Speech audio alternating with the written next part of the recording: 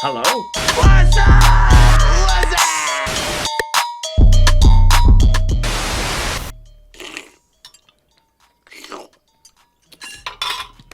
Hey, Carl, what's up?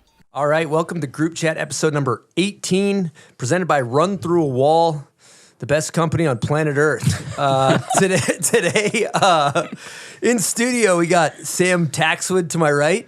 How we doing, Sam? Doing great. Thanks for having me, Chris. Good to be here with y'all. Yeah, randomly ran into Sam at the dog park 2 days ago, and it all happened naturally. Yeah, beautiful place. Oh, yeah, great place. We got Silk D on production. What's happening? Glad that you're in here with us, Silk. And then we got Kelsey Boyer to my left. What's up, guys? I want to say I feel at home when it's KB and the boys, so thanks for having me. KB and the boys. KB and the boys. KB on the mic. We got KB and we got Knut over here. Hey, thanks for having me. Hyped to be here. Glad that you're here. Yeah. Just to let you guys know what's coming down the pipeline today, we got a great show for you guys. We're going to answer some Instagram and Patreon questions. We're going to have a chat with Eddie Wall. We're also going to call Mr. Tommy Gemse. He's on a trip right now. That should be fun. We got Run Through Wall trivia, as always. We're going to call Rory Bruder. He's a terrain park manager / welder. We're going to discuss why are rails sticky. We're going to get to the bottom of it. We got lots of product talk later in the show. It's going to be a journey. It's going to be a good show. But maybe we start with Knut. What? I'm out here in Utah for Interlude. Interlude is a trade show for snowboard companies. It started 3-4 years ago, and it basically came about when the whole SIA-OR trade show kind of fell apart. And what happened was the ski companies and snowboard companies kind of split apart and also mashed together at these trade shows where the snowboard companies maybe didn't feel like they were getting the shine that we wanted. So this guy up in Ogden, Chaz, decided to start his own snowboard trade show called Interlude about 4 years ago. So I was up there now, and it's sick. It's just like all the snowboard companies come together, hang out. Basically, the main focus is just bringing the community together and bringing all the brands together, and then all the retailers come, try out new boards, and it's sick. And this year was cool because, I mean, it was like brands like Solomon, Nidecker, K2 Ride, Nitro was there, Karua, tons of different brands are there supporting the community of it, which is cool. They're actually spending money there to be together more than to be there to make money, if that makes sense. So it's cool that these companies put money forward to just bring the community together so we have a place to talk and hang out with the retailers. Is it hard goods or outerwear and everything else too? It's hard goods and outerwear, but its main focus is hard goods. Well, let's say Autumn was there with beanies and outerwear, and then we have L1, which was there too, but it's mostly hard goods. But mostly it's just like to bring the brands together with the retailers and hang out and have 3 days together. There's like a show in a building, which is epic. We had an artist, Lucas Buffon. He was there performing, which was epic. And then we're just riding up a snow basin. And it was sick. I just came here from that. I rode maybe 6 inches of POW. Nice. It was insane. That place is fun. Oh, yeah. There's a lot of like low, steep stuff and also low angle stuff. So it's just, you're just cruising, exploring. Oh, yeah. They got the little rope tow park. Have you smacked that thing, Sam? Actually at Interlude last year. Nice. But I haven't been up there this year, but hopefully before too long here. Dude, today they're doing Air Blasters up there doing today. Right now they're doing Sculf in that rope tow park. Sick. The Sculf is probably the sickest contest ever. It's where you have like Explain the concept again. the concept is it's basically golf. Like you have different features in hole 1 all the way through hole 18, and you get to a feature, and then they put, instead of like scoring par when you play golf, you got to get pars 3. There, the par is a front board pretzel. So you have so many tries to try the front board pretzel, and if you do it first try, you get 1, and the whole point is to get the lowest score. And whichever team has the lowest score wins. God, great concept. It's pretty sick. It's pretty sick. Kind of genius. I did one at Hood, I don't know how many years ago, but it was like December, randomly really good spring conditions, and they set up a bunch of cool stuff for it. So It's a sick contest. It's really sick.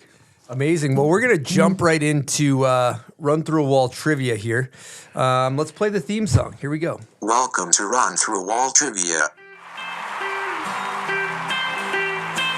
You should all have a buzzer behind you somewhere. Let's get your buzzers on the table. I'm going to win. It's a very crucial element to the show. I dropped the That's okay. You can leave the countdown. I also need You got salt? I need some salt. I don't You think need some so. I don't salts? think Yeah. so. So the concept is, I don't know how many. If you answer and get it wrong, You can choose. We're not forcing anybody. But if you'd like to, I feel pressured here. I know. do assault. And I'm like nervous because if it's trivia, I'm not good at trivia. I'm more of a bingo gal. I'm just gonna say this right now. Do Bingo people gal? opt out? Bingo. What's that? Do people opt out of the salt? I mean, I just don't want to. That's kind of a cardinal sin on this show. Yeah, I mean, people could do whatever they want. I thought you were going to be rocking the helmet personally. I mean, Oh. Yeah. Yeah, You're get right, that you're thing right. on. Get the helmet on, dude. Got this. That's critical right This now. is huge. This is huge. I can't show you guys my Dropping sheet the here. folders, dropping the folders. Hang on, let me get There you this go. thing on. Okay, now we're ready for run through wall trivia here. All right. You look like Mario. One thing to know here is I think that Knut is going to absolutely annihilate. He will dominate. I already I know. almost think so that- you just catered it to the guy with the biggest forehead? that's facts. Or did you cater it to yourself with the helmet? Yeah. The helmet? Are you I doing mean, it? The brain. this thing's money, dude. Like, it's just. Are you making fun of me right now? No, this is With the size literally of your head? This is probably what you look like in a helmet, though. We're gonna talk helmets later, though. Dude, So Bryn said she saw you in the lift line at Braden the other day and was admiring your helmet size. Oh no. hey, we're gonna talk I'm helmets. just kidding. I'm just kidding. But she We're was talking like, helmets later. We'll get into that later. I almost think though for trivia it should be because he's like a snowboard genius. Yeah. Do you guys want to be on a team, Whoa, this is kind of a lot of pressure put on me I'm right so now. okay with that because or do you, I mean everyone? It's up I to mean, you. it doesn't matter to me. Like, Kelsey, I'm not going to do very good either. We can just. we can just suffer Let's together. team him up. Yeah, Let's team yeah. him All right, we're up. putting you on a team just to give you Knut's a got a pretty chance. good record Okay. here. Knut's insane at this. What? I can already tell he's gonna. Yeah, he's about to dominate. You're And the- also, you usually Silk, make the give him the questions. rundown on the buzzers. Yeah, so you can feel free to press your buzzer at any point while he's reading the question. You don't have to wait for him to finish, but when you press the buzzer, he will stop reading.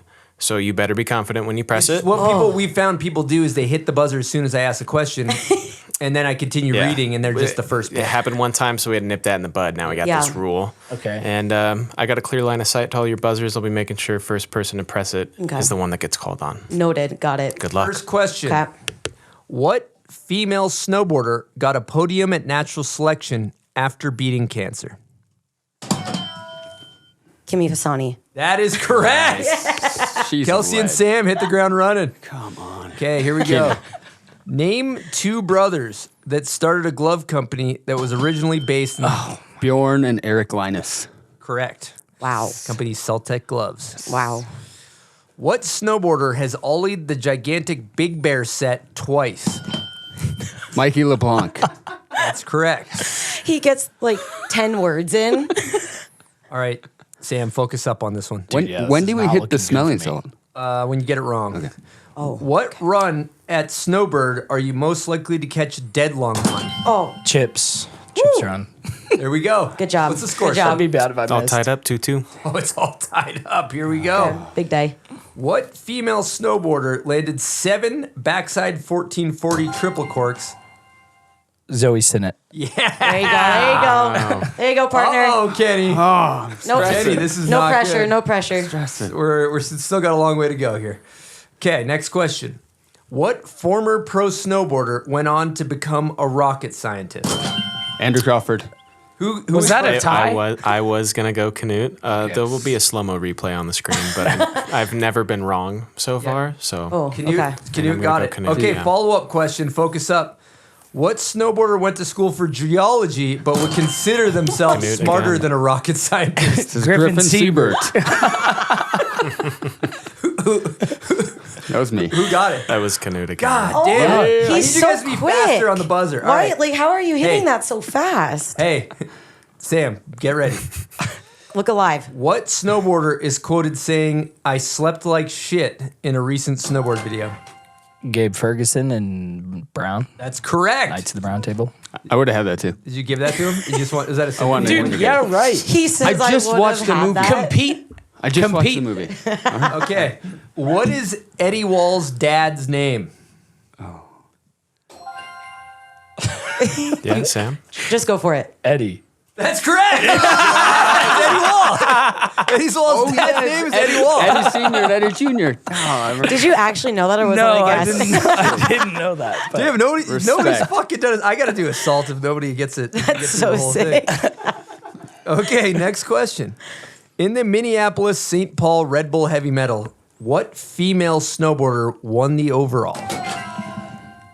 Was that me? Yes, that was you. Veda. That's correct. Wow. Jesus, you guys are on it. I went it. too easy. Bonus question. Who was the on-the-ground media person interviewing riders at Heavy Metal? Julia Spadaro. Yes! Wow. That is correct. Okay, next question. What snowboard filmer absolutely loves road biking in spandex? Germ. That's correct. Jeremy Thornburg is the actual answer. Oh no. Yeah. Oh no. Knut's Are we tied? Where are we? I think that you guys They're are ahead. winning. You two are ahead right now. You're up by 4 actually. Jesus, Damn. really? Oh, I love this Yeah. teams concept. I mean, we didn't have to. Chris kind of just It's pushed not us. their fault. You're not pressing the I button. shouldn't have Yeah. Yeah, true. come on, get into it. Get into it. Next question. Focus. What snowboarder absolutely grenaded on the 1080/perfect jump in Logan Backcountry on a snowmobile? Curtis Isaac? That's correct. Bonus question. What snowboarder did a cab 1080 on that exact same jump?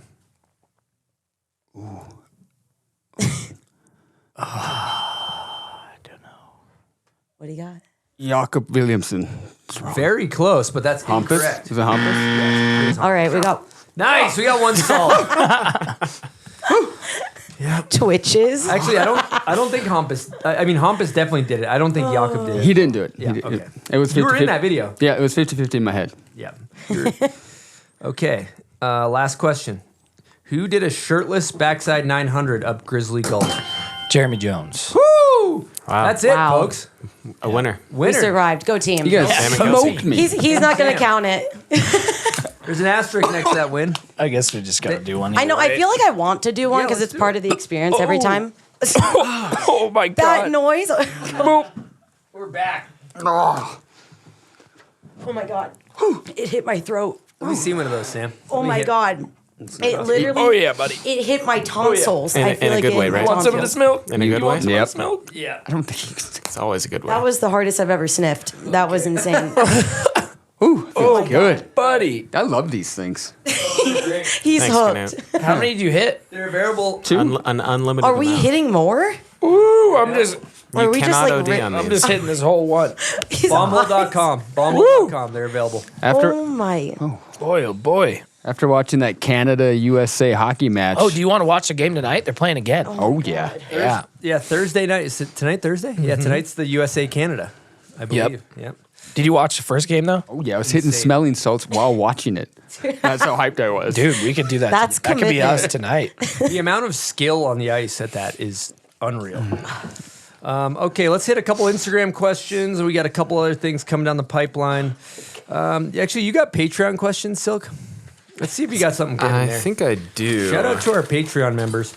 Insane shout out to all the Patreon members. Let's see here.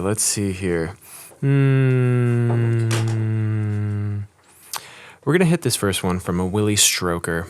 Best hood/high cascade memories. Damn, Ooh. great question. So many. Yeah, that's So many that you could tell, and there's so many that you probably shouldn't be telling. and I feel like my mind always Respect, remembers Knut. the ones I shouldn't tell. Respect. Yeah. I'll bring up a fun one. When I first started making good money snowboarding, I bought a Cadillac CTS. I put it on rims, sound system. I was just a fucking douche flute in that thing. It was hilarious. I was really feeling myself, and I brought it up to Hood, and basically I had it parked where all the diggers live down in our like employee housing or whatever. And I came home from digging, and there was just a pile of glass where my car was. And there was my keys were still there, like where I left them, and my car was gone. And so I was like, somebody stole my car. I'm like, Jesus Christ. And I obviously had a meltdown because I thought somebody stole my car. And it turns out that Rubes and Austin Granger were hiding out in the woods filming me. And then what they had done is they had gotten broken glass shards, put them where my car was, and they just wanted to fuck with me. And that was a great memory. So anyone else, Wow. go ahead. I was a digger there for 2 summers, and back then we were douchebags. like arrogant authority people. We were basically like TSA agents on the mountain, kind of like we are the law when it comes to coming into camp. Oh my gosh. Yeah, welcome to kids camp. Exactly. Welcome. We built the motherfucking park. And there was this one kid who was from Japan who would come early to the park every day before we were raking. And the rule there was always let the park shapers, the diggers, prepare the park. And once we say it's ready, then you can come in. And this young Japanese kid would always come in, dip the rope, and just start hitting the jump for about a week straight. And we were just like, dude, this kid, fuck this kid, man. He's got to learn a lesson. So this kid... Yeah, let's teach this kid who's shredding a lesson. And he wasn't a part of the camp. Easier He to was like a train. young pro who's there. And he comes in, it was probably Saturday morning. We know he's coming. The park is all ready. And he always hit the big jump first. And what we did was we would salt just to take off of the jump. But this day we salted the whole in-run. From the lip all the way to the top. And this young Japanese snowboarder drops in, and we're all sitting in the digger area, just watching him like, here we go, little man. He drops in, and we just see him just like Mario Kart from the drop-in. Just hits the jump and overshoots the whole thing, lands flat. In midair, we're all just like, yeah, that's what you do. That's what you get. And it turned into like, what have we done? Oh, God, no. And he lands flat, and he doesn't really move, so we kind of run over there. And then he gets up, and he's fine. And we were going to yell stuff like, that's what you get. You got to listen to the diggers. We didn't do that. We were terrified that we just killed the guy. He gets up, rides away. Everything's okay. He's all fine. And that young Japanese snowboarder was Kazu. No way. Just personally attacked him for existing. Yeah. No, he wasn't. He was breaking the rules, but he also at that time did not speak English at all and didn't understand the rules and us talking to him. Okay. He probably thought we were waving at him like this. Hey, dude. When we were like, get the fuck out of here. Yeah. He was like, cool. Thanks, guys. Dude, I got to chime in with another, just on the Kazu tip of like a young coming up Kazu that we got to witness up there too. I remember I was hitting the big jump at High Cascade. I used to rake it, and then it's kind of your baby. You go hit it. And we had just salted after noon rake, and it was fast. And Kazu, who I knew was Kazu, drops in, and I see him go like back 9. But as he's like, taking off, he's literally like 20 feet above the knuckle. And my heart drops. I ride full speed down to the bottom. I'm like, this guy's dead. I see him sitting off the side of the run. I'm like, oh my God, man, are you okay? Kazu, are you okay? And he just looks at me and goes, I stomped. I'm like, what? He's an animal. What? Savage. Savage, dude. Anyway, you no guys go biggie. ahead. Yeah. That's why I don't feel bad telling the story, because he's an animal. Yep. That's so good. Yeah. I mean, for me, I feel like we had very different hood experiences being a woman there. All of you guys were probably my nightmare, but Sorry. For sure. I'm just kidding. For sure, though. I'm totally kidding. But no, I mean, my hood experience was very different because I was a camp counselor and I just basically babysat children. But what really sticks out was my last year at camp. Is it a norovirus? Like when everybody's just vomiting all over the place. It broke out at camp. And it was like, I've never seen anything like it. Like people running out of their cabins, projectile vomiting. And I had all of the little, I think they were like 8-year-old boys. And I was like, I'm not going to get this. No way am I getting this. And then all of a sudden, I will never forget, I won't say his name, but he was a little bit of a nightmare of a camper. And he was eating flaming hot Cheetos in his bed. And he puked off the top bed. He called me in. And I was just like, you've got to go to the quarantine cabin. They had 3 cabins full of people who were just so sick. And I was like, you got to go. And he's just like, no, I threw up because I ate too many flaming hot Cheetos. And I was like, no, bro, like you got that. You got to get out. And then the next day we're up on hood shooting and I end up feeling sick.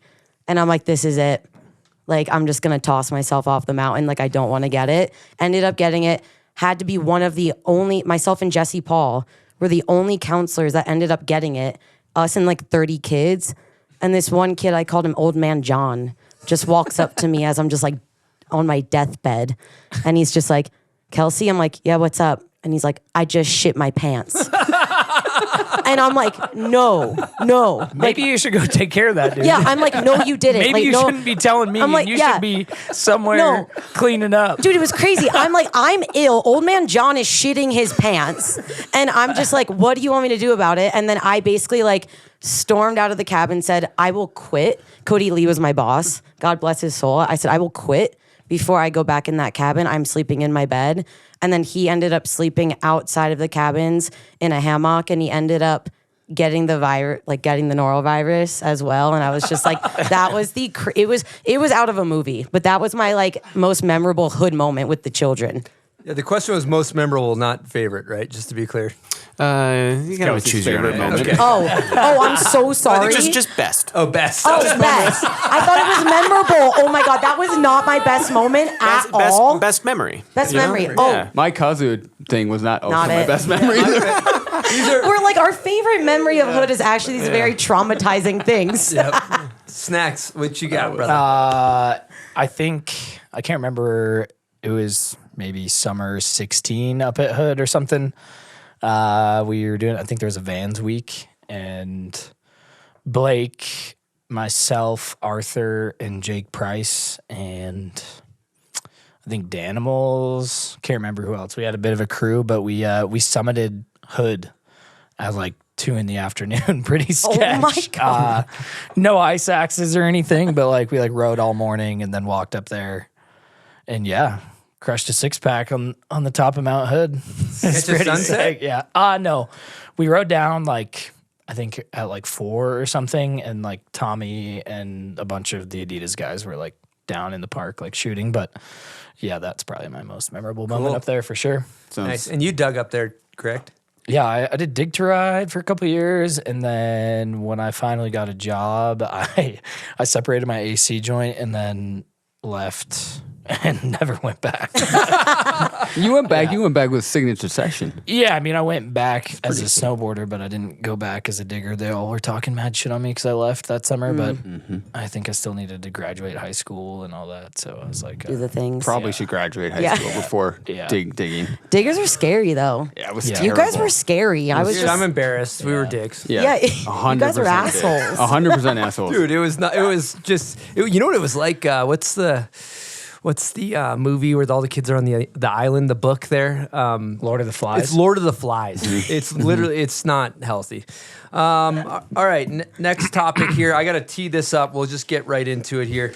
I am thoroughly excited about this. I want to let you guys all know.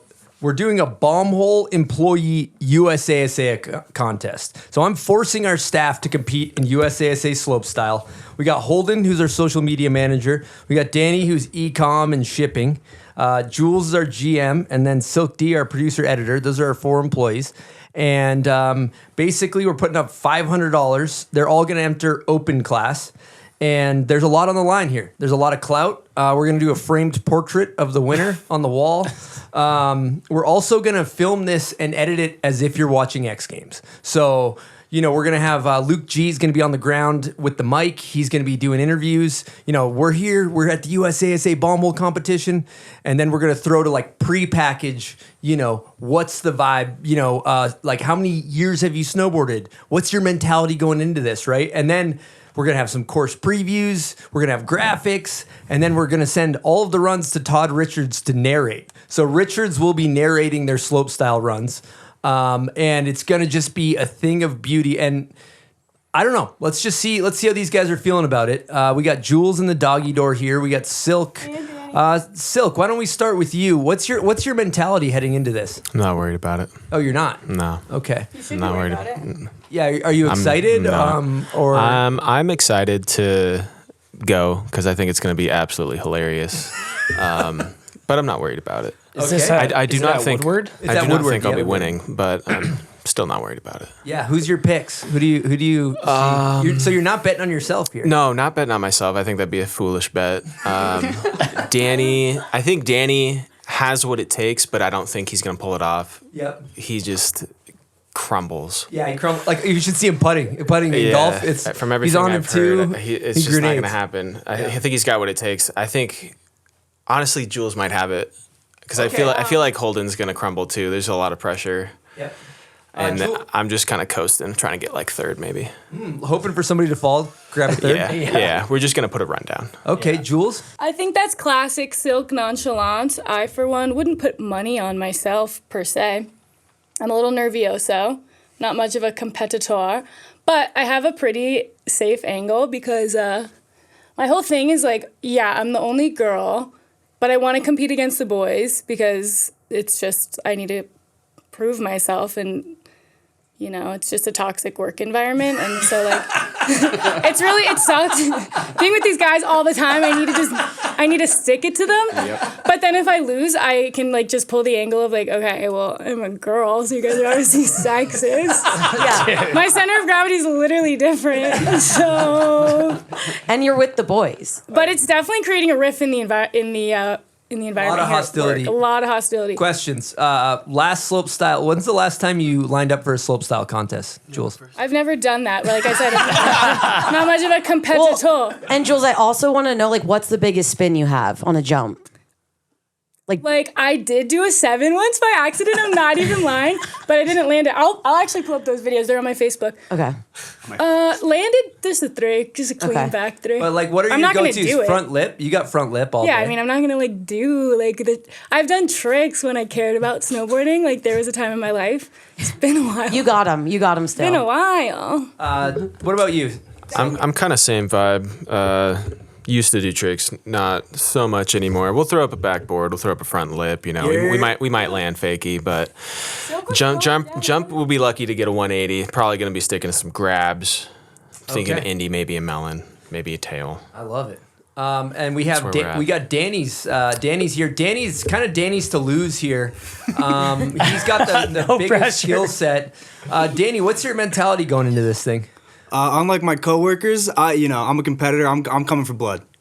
Okay. I'm coming for blood. True athlete. You know, and I keep hearing, pressure. You know what they say about pressure? It makes diamonds, baby. Right? If you're gambling, that's all I'm gonna say. Do you know who I got my money on? Yeah, you just keep doubting me. Keep the doubt coming. I'll tell you, Holden Barth, baby. He's got those reps up. That's who I'm betting on. Wait, you put your money on Holden? You changed it? I changed it because that's clown of you. No, cause you don't want to know why? Because I think Danny's gonna grenade. I don't think he's gonna be clutch. But I have been watching Michael Jordan documentaries, so I'm gonna be mindset. You can't beat my mindset. Amazing. You got to keep that mental toughness. You know, they like to talk about the mental toughness. I would like to get a sports psychiatrist, though, so just in case I do start to fold. We got to talk about Holden Barth, though. Our social media guy, he's got probably 80 days on hill already. He gets his reps up. Yeah. Where are you at for reps? Where are you at for reps? How many days on hill you guys both got? Record low day. Yeah, I got one day on hill. Oh my God. It'll be day 2 for the event. I'm not planning on doing any practice. Yeah, I'm closing in on 10 days. Closing on 10 days, yeah. What's Jules have? Jules, how many days you got? 12. 12. A couple day counters record over high. here. Yeah, Okay. Holden probably has 50. Yeah.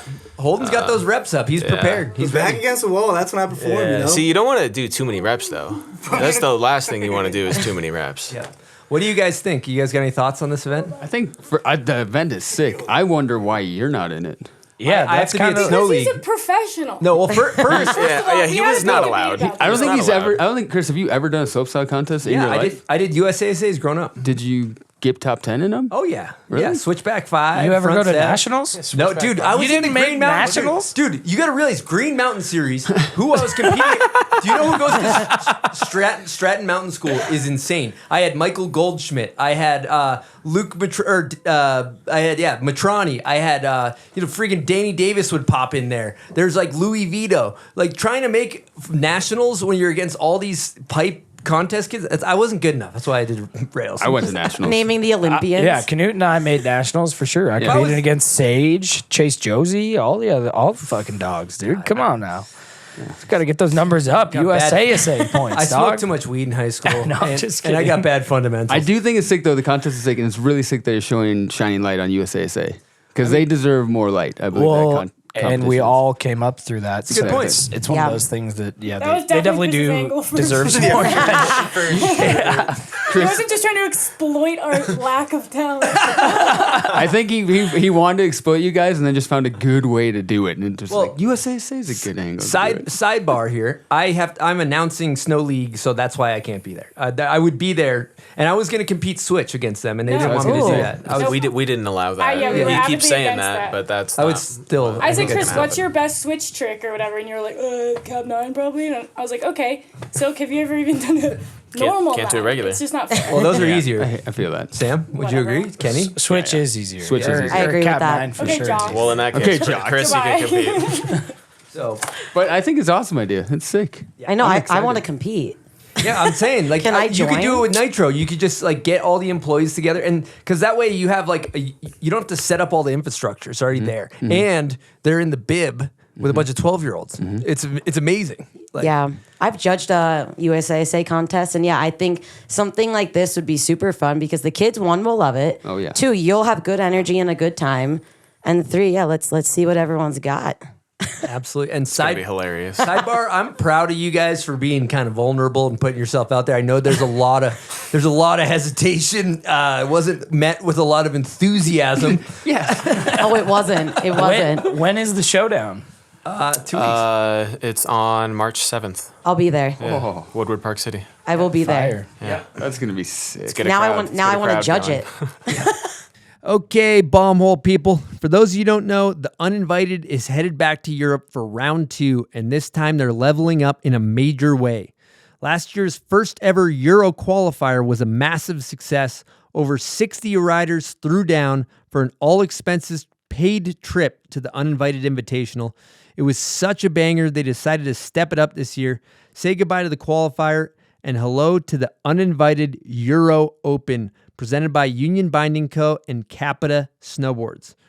It's going down March 14th through 16th, 2025 at Penken Park in Meyerhofen, Austria. Riders will battle for the coveted spot in the finals in Utah and a slice of the 10K Euro prize purse. The level of riding, absolutely next level. Our very own Jules Spadero will be boots on the ground, bringing you all the bombhole chaos, nonsensical hot takes, unfiltered behind-the-scenes madness, and mind-melting clips from the event. Big shout out to the sponsors making it possible: Union Binding Co., Capita Snowboards, Sunbum, Nightaker Snowboards, Penken Park, Blue Tomato, and Pleasure Magazine. So mark your calendars March 14th through 16th, 2025, and head on over to the-uninvited.com for all the details, and check them out on Instagram at _uninvited. That's double underscore. Don't miss this one. It's going to be wild. You know what it's time for? Why don't we fire up Nitro Turbo Takes? What do you think about that? That sounds good. We got a new jingle, I hear. We do. Silk just made a new jingle. Maybe you could do the live ad read, Knut.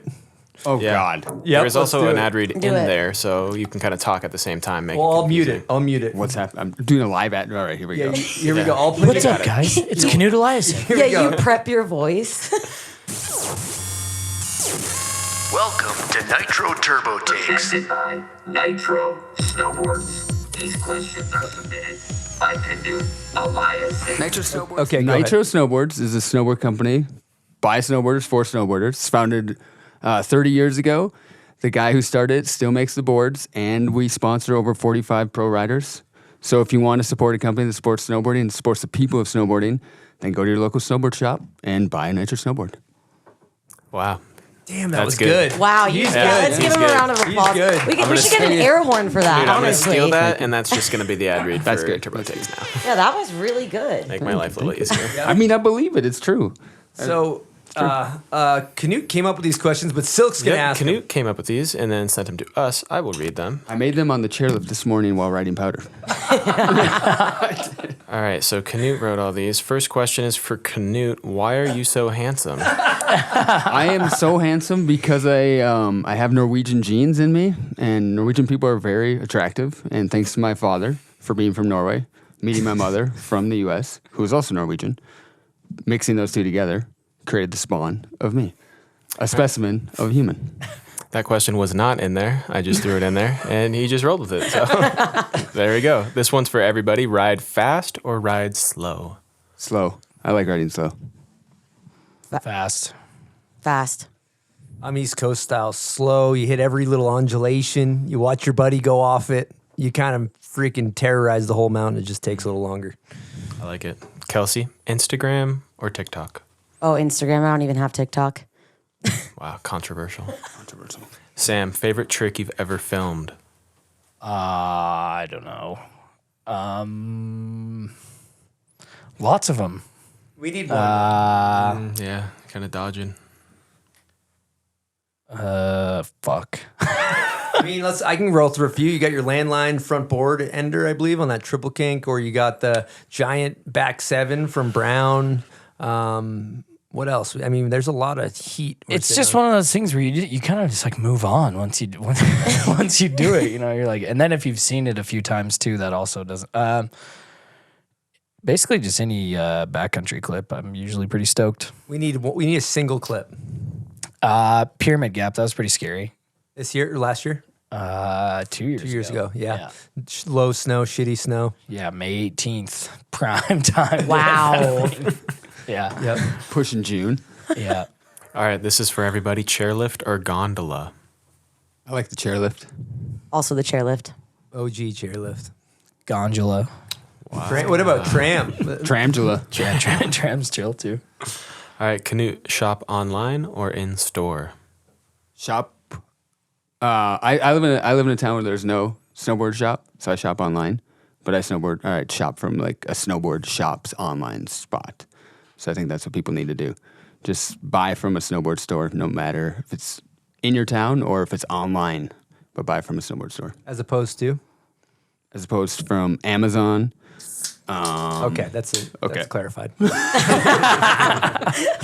right, this one's for Chris. What's your snowboard sticker philosophy? Snowboard sticker philosophy. I think, if you're looking at like, logos, prime real estate's the nose, kind of homey companies, middle of the bindings, and then tail, you kind of throw some more prime real, the marquee sponsors on the nose and tail. And then I love spending a lot of time. I've gotten shit for this, but I like taking a bunch of time, get all the stickers laid out, take a couple steps back, look at it. I think if you put love towards your snowboard, it kind of like loves you back. How long did it take you to set up stickers on the last one? It's probably like 45 minutes or something. Do you interweave the stickers? No, I'm not that Later? tech. No. No, I like a lot though. Do you cut them? You space them so they go over the edge and then I cut go over them the off. edge. I always cut it with an X-Acto. And like for me, the funny thing is like people always hang their boards top sheet up, but for me, the top sheet doesn't matter. I'm fucking lathering that thing in stickers, Yep. So I've always been a base guy, but we can move on. All right, this is for everybody. Do you adjust or modify your setup? I do. I rotate my high backs so that I turn them so the high backs are parallel with the heel side edge on mine. That's what I do. Makes turning way more fun. Yeah, I also rotate my high backs, but almost every time I go out, I like to change my stance sometimes because I just like to play around with it. Like, do I want to turn? Posy. So I rotate a lot.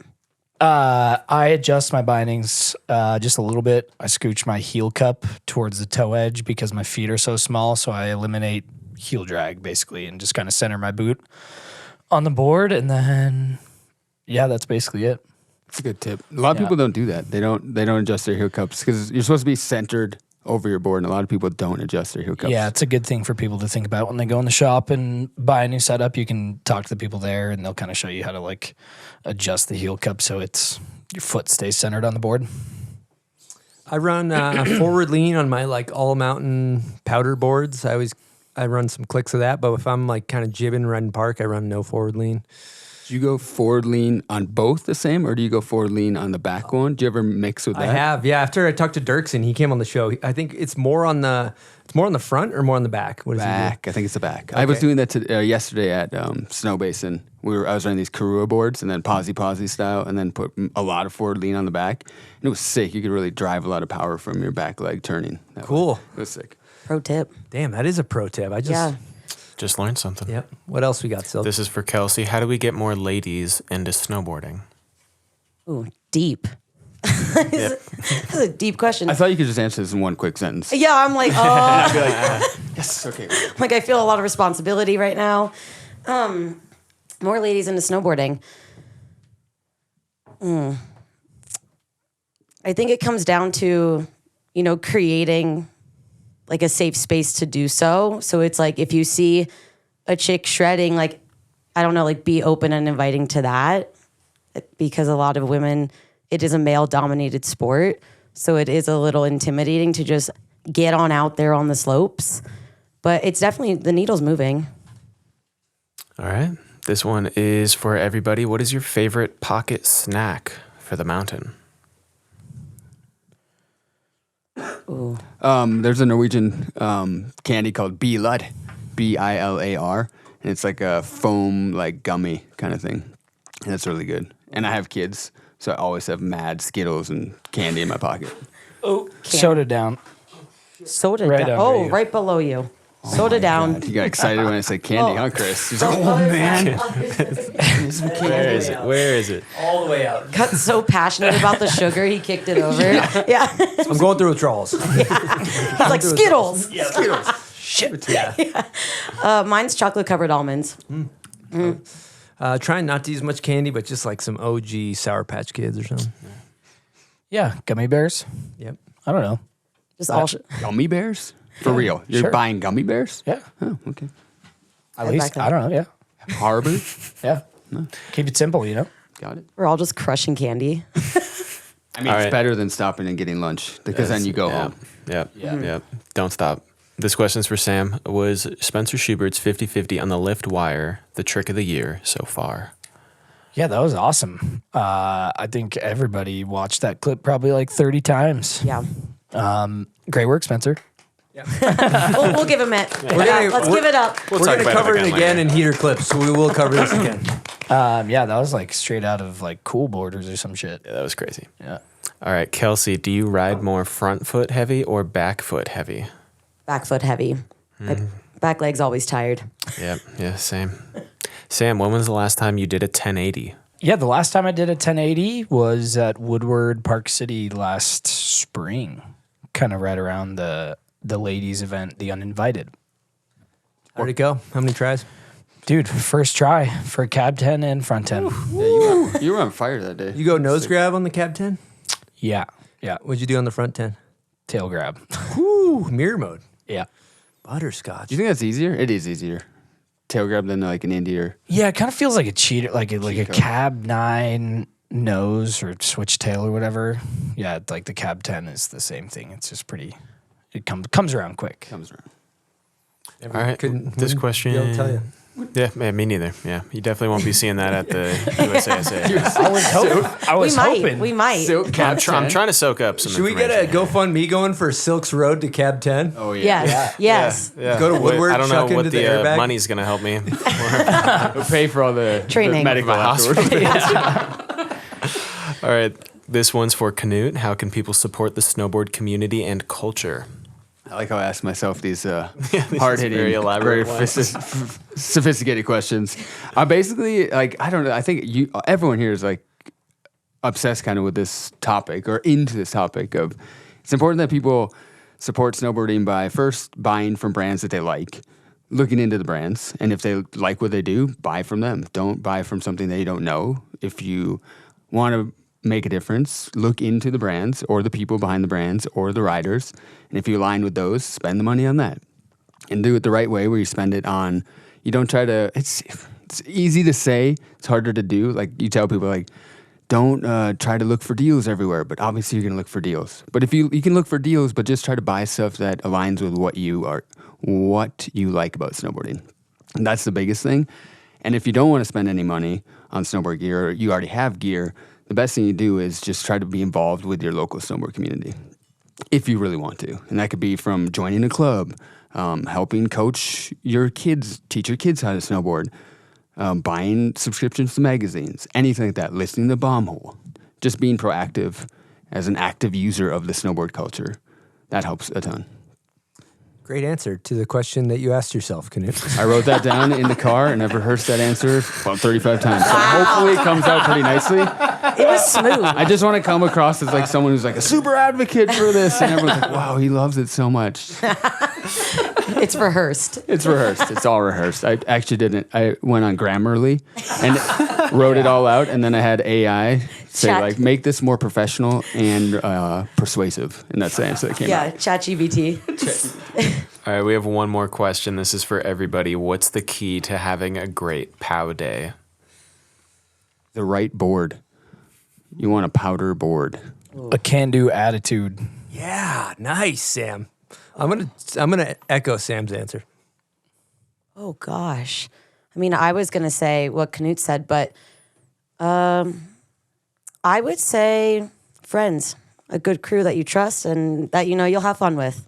Probably the best answer. You know what? I also the thing I gotta say, it's like you gotta bring the fucking vibe where you're like you ride with Sam, and you're like you see him, he's fucking inching out on top of a monster cliff, and he's just fucking about to fly off the thing, and you just get fired up, and so like bring the energy to fucking fly off of stuff. Like that's the key to a good powder day. Get with some people that just want to get fired up and just launch, and you'll have a good time, or wiggle down, but just have a good time.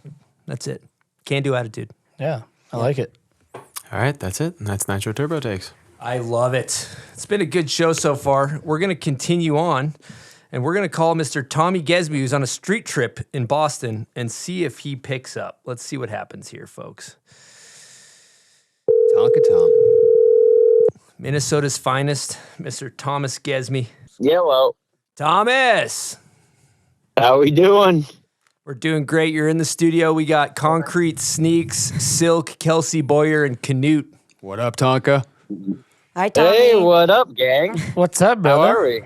Good, man. How are you? Dude, I'm just, we're going through it out here. I'm currently in Boston.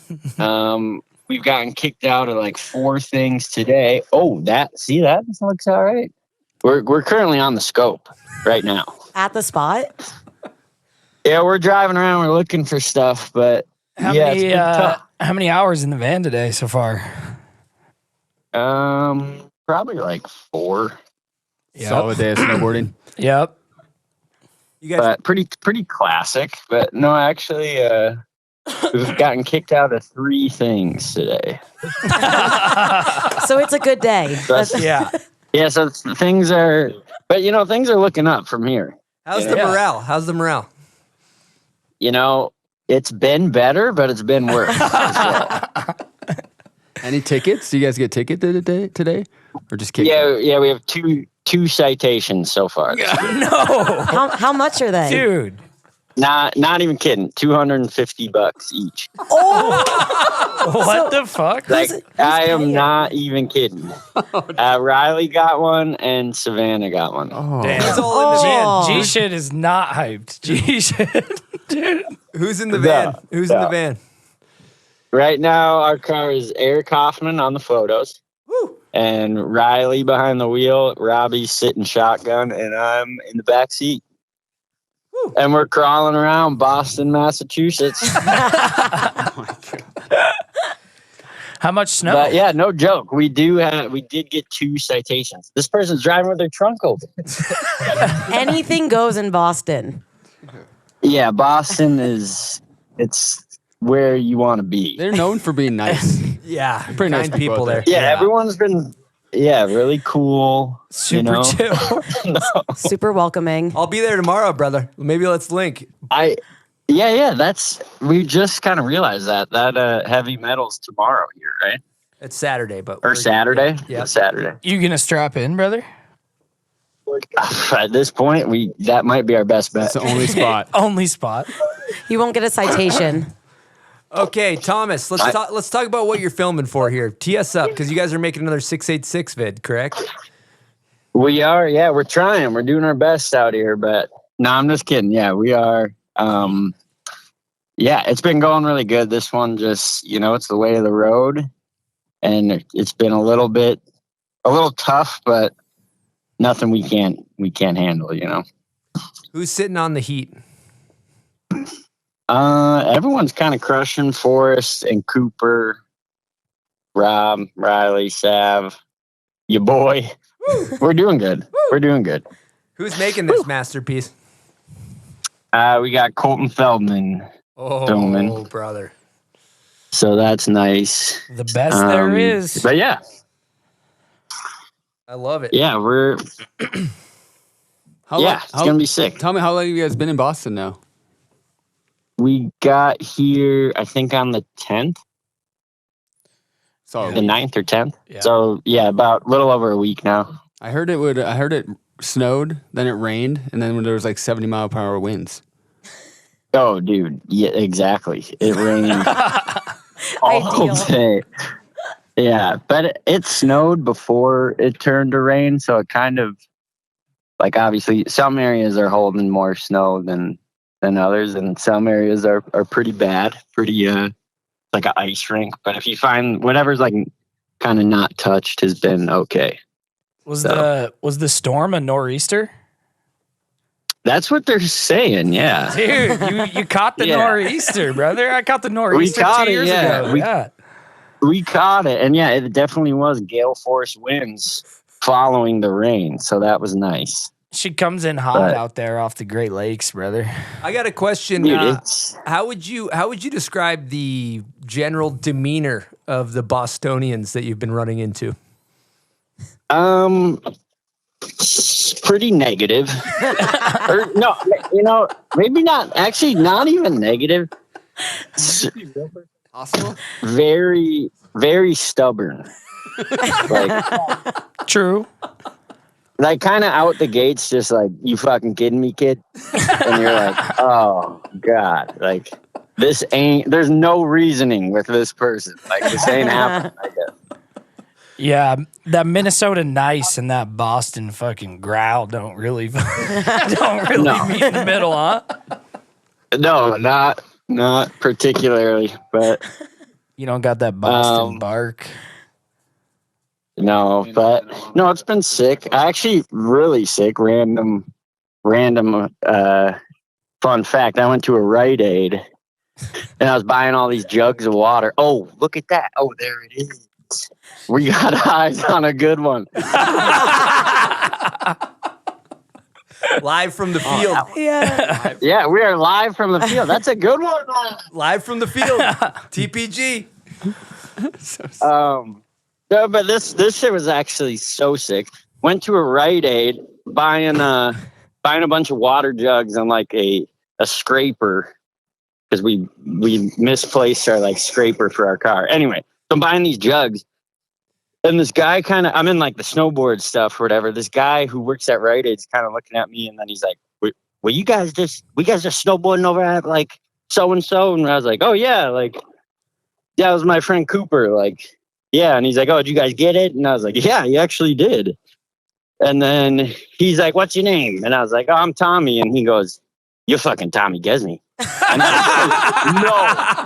The accent. He's like, you're fucking Tommy Gemse, aren't you? He's a fan. I was like, I am, and you just made my day, man. I needed that. That feels good, dude. Wait, I needed that. So that was really cool. Incredible. You fucking Tommy Gemse? Yeah. we got to talk. Yeah, go ahead. Sorry. No, that's pretty much it. But I was like so excited. I was walking back to the van, just like cheesing, like, get this. The guy in Rite Aid is the shit. Now you love Boston. Yeah, that was a nice ego boost, and I needed that, you know. Yeah. This place ain't bad. This place ain't so bad. Yeah, like, this place actually is pretty sick. All right, Tom, we got another topic here. I've been seeing these 686 camo Tommy Gemse pants all over the place. All the boys are rocking them. Big signature pant for Tombo here. What's going on with these bad boys? Dude, they're nice. Yeah, it's been awesome to see people wearing them, and even having like the squad here wearing them. It's been cool. It's like my first time getting to like be fully hands-on with making kind of like a signature pant. So it's been a really cool experience, and hyped for like where for more to come. You know, it's been awesome. You know, this is only the beginning. What about the knickknacks that come with the pants? What about the knickknacks? Oh yeah, we got a little key float, you know, for your fishing boat, for any of your aquatics. Oh, sick. And a lure? And then like a little lure, exactly. What are we talking? What's up? What kind of lure? It's a kind of a classic Daredevil, like just a spoon, kind of just your all around, could catch whatever's biting is probably gonna bite that classic spoon, you know. Maybe a muskie or two. Yeah, you know, maybe in the spring, because it's kind of a smaller lure. Those muskies, you need the real deal. Little walleye. Yeah, there we go. Nice, Brown nice trout, name. little brown trout, little smacking some bass. There you go, bingo. Yeah, exactly. I love it. And PMAC was telling me about this project you guys are doing. Pretty exciting. You already have some people already have footage in the hopper from the previous year, so it's kind of like a 2-year deal that comes out in the fall, right? Yes, correct. We went on one. We went to kind of northern Finland last year, and are rolling some of that footage into this one. So kind of one trip from last year. And the backcountry dogs are in it too now this year, right? Yeah, yes and no. I think I don't know exactly the little animosity, little battle there, making 2 movies. No, I don't really know. It might be. I'm honestly not too I talked sure. to PMAC. There's 2 videos. Yeah, there's 2 videos coming out. There's a backcountry video. There's a street video. They're coming out at the same time. But sounds awesome. BMO is a certified weapon. He'll be in there. Mason Jar. Yeah. All the 686 dogs. So look forward to it. Yeah. Yeah, it's gonna be sick, man. We're still out here, man. I'm in the field right now. What's the feature you guys just found? Come on, leak us. It was like a down flat down, but the second down was a little mellower pitched than the first down. Oh. And it looked like we could probably get about 15 minutes before someone comes out very upset with us. Perfect spot. It's probably how the reality of the situation. That's a dream situation. All right, Tombo. Well, thanks for checking in with us. Tommy in the field. Appreciate it. Always a pleasure, brother. Good hey, luck, thanks for having me. And hey, I'll see you tomorrow. I will see you there. I will see you at another time. All right. Have a good rest of the show. Okay. I'll see y'all soon. Thanks, Tom. Thanks, Thomas. Good luck, buddy. Later. Wow. That's why I hate street trips, dude. It's just so. I was just thinking that. I'm like, you're not really selling it for me. It's so gnarly. Tommy. You fucking Tommy Gemse, aren't you? So good. The accent. That's fucking Tommy Gemse right there. Fucking Tommy Gemse. All right, let's check in with you, Sam. Let's do a little Sam Taxwood check-in here. All right. I just watched the video of you at Retallic. How was that experience? It was awesome. Yeah, we went up there like in just like mid-December or something. But those guys are great. They got a really good cat op, and the terrain's super fun. And they were nice enough to have our little Nitro crew out there to kind of start the season off. The conditions are great. Food's incredible. Hospitality's immaculate. And we just had a good time cruising. Brian, Mateo, myself, Ryan was up there, Ted, and Bob. Yep. I talked to Bob. I got some intel. First of all, Tanner Hall sighting. Yeah, we were chilling with Ski Boss. I'm a huge fan of Ski Boss, so, just got to let everybody know that. Sammy C, also good homie. There was like a Armada shoot going on at the same time, but it was good to break bread with those guys, if you will. And we're working on a Nitro video, is that correct? That's to kick it off. Working on basically Sam, we made a bunch of Nitro videos in the past where I've kind of been like, let's make a fun, cool, everyone's having a great time snowboarding, blah, blah, blah video. And then Sam was kind of like, the last couple of years, just like, dude, we got to make like a real snowboard video. And this summer, I put together a budge, and then I called Sam, was like, yo, remember when you wanted to make a video? Go for it. So now I was doing it.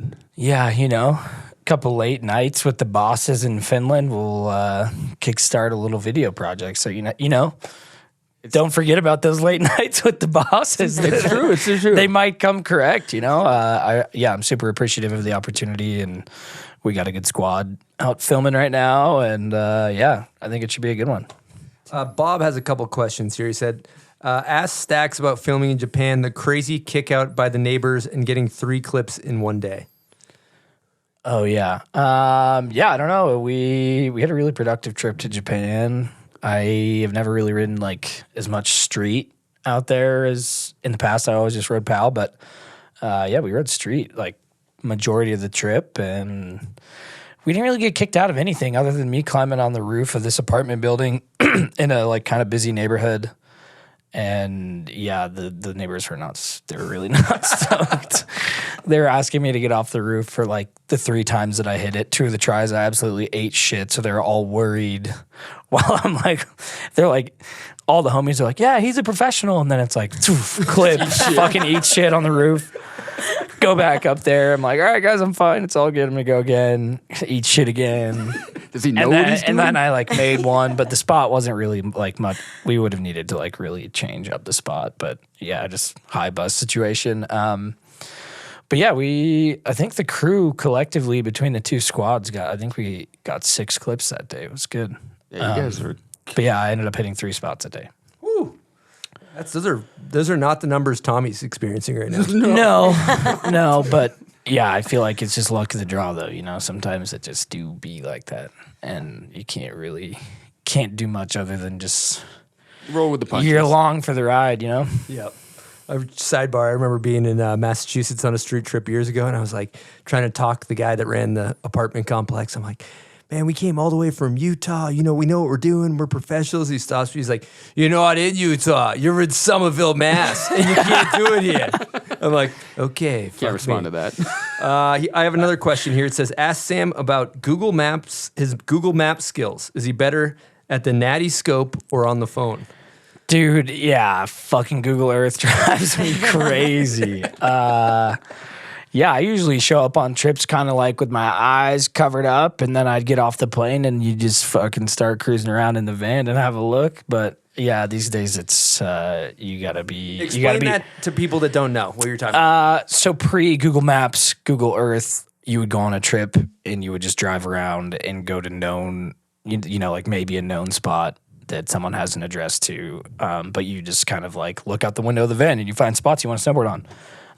But nowadays with Google Earth, you're just like, you're showing up in places and some people have like 5 ideas of potential things to hit. So it's like, yeah, I'm learning how to use the Earth. It's, I've been more of just a natty scope kind of guy myself, but yeah, I started tapping into the Earth a bit this year. Yeah. Sounds like you're good at it. I'm more of a flat Earth kind of guy myself. Flat earther. I'm not much of a Google Earth guy, but more of a flat Earth kind of dude. Yeah. We got to talk about, dude, Mateo's insane, huh? Kind of new to the party with that guy. Yeah, Mateo is insane. He's like a sleeper. He's from Canmore in Canada. Canmore, buddy. Lives in Revelstoke. Kind of grew up under the wings of Dustin Craven. Basically, that's it, right? It's like he's been his mentor pretty much. Yeah, they ride a lot together. So and he rides for Nitro, and then their latest project, Swamp Donkey, was really good. Yeah, he's a sleeper boarder, but he's not a sleeper. He's so good. He's probably one of the most stylish, energy-filled backcountry riders there is right now. And when we decided to make this movie, it was basically kind of based loosely around Sam and Mateo. Sam obviously is a staple member of professional snowboarding, where Mateo is like on the come up in the backcountry. So it's sick to give him a platform to really shine in this new movie. I think he should. Hopefully, they give him some sort of award this year for his footage last year. I think it was really, really special. Absolutely. Dope Switchback 5, maybe the best one all year. I don't know. Yeah, I'm just not sidebar, but for this movie project, I'm super hyped because we have Sam, obviously respected snowboarder, he's done lots of video parts, and then we have up and comer Mateo and also Iris Pham coming in this movie. So it's sick. It's just new energy. So I'm pretty excited about that. Yeah, it's good. Yeah, we got a good crew. You're currently benched right now, right? How are we feeling about that? Yeah, you know, sitting on the bench is rough. You know, it wears on the old brain. But yeah, I should hopefully be back out filming in a couple weeks. I got a bone bruise underneath my kneecap right now. So it's just, you know, a little meticulous recovering from that. You can't really do much, but yeah. You know what I was thinking about? I was like, because we were catching up. Kid's a little down, being hurt naturally. And I was thinking about, Thank you, this. Chris. You get hurt. You're always a little. You're a little Yeah, I low. found Eeyore at the park. He was moping around. But then I started thinking about, I'm like, Sam is one of those guys that, like, in the summer, you're road biking 50 miles. In the snow, you're always moving and shaking and grooving. And then when you got to get parked on the couch, it fucks you up. Yeah, and my poor lady Bryn, she takes the brunt of it because I'll just be chilling around the crib, just acting like a little baby. But it's all good, It's part of the process. Yeah. Knut, do you have any advice for anybody injured on the couch? When you're injured on the couch, take time to get rest up. Don't jump back into it too soon. It's not worth it.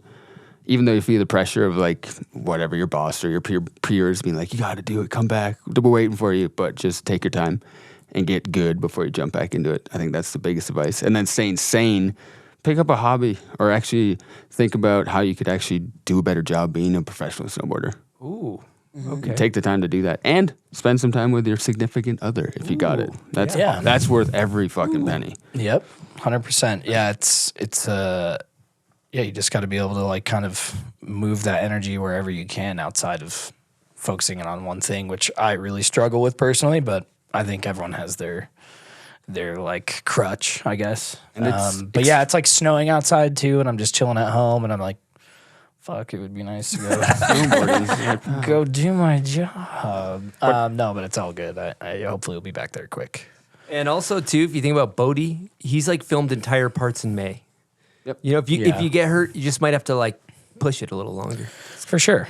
Yeah, and it's just I think everyone is at the mercy of, the ebbs and flows of the season. For this movie, I'm definitely hoping for a solid miracle March for some backcountry footage.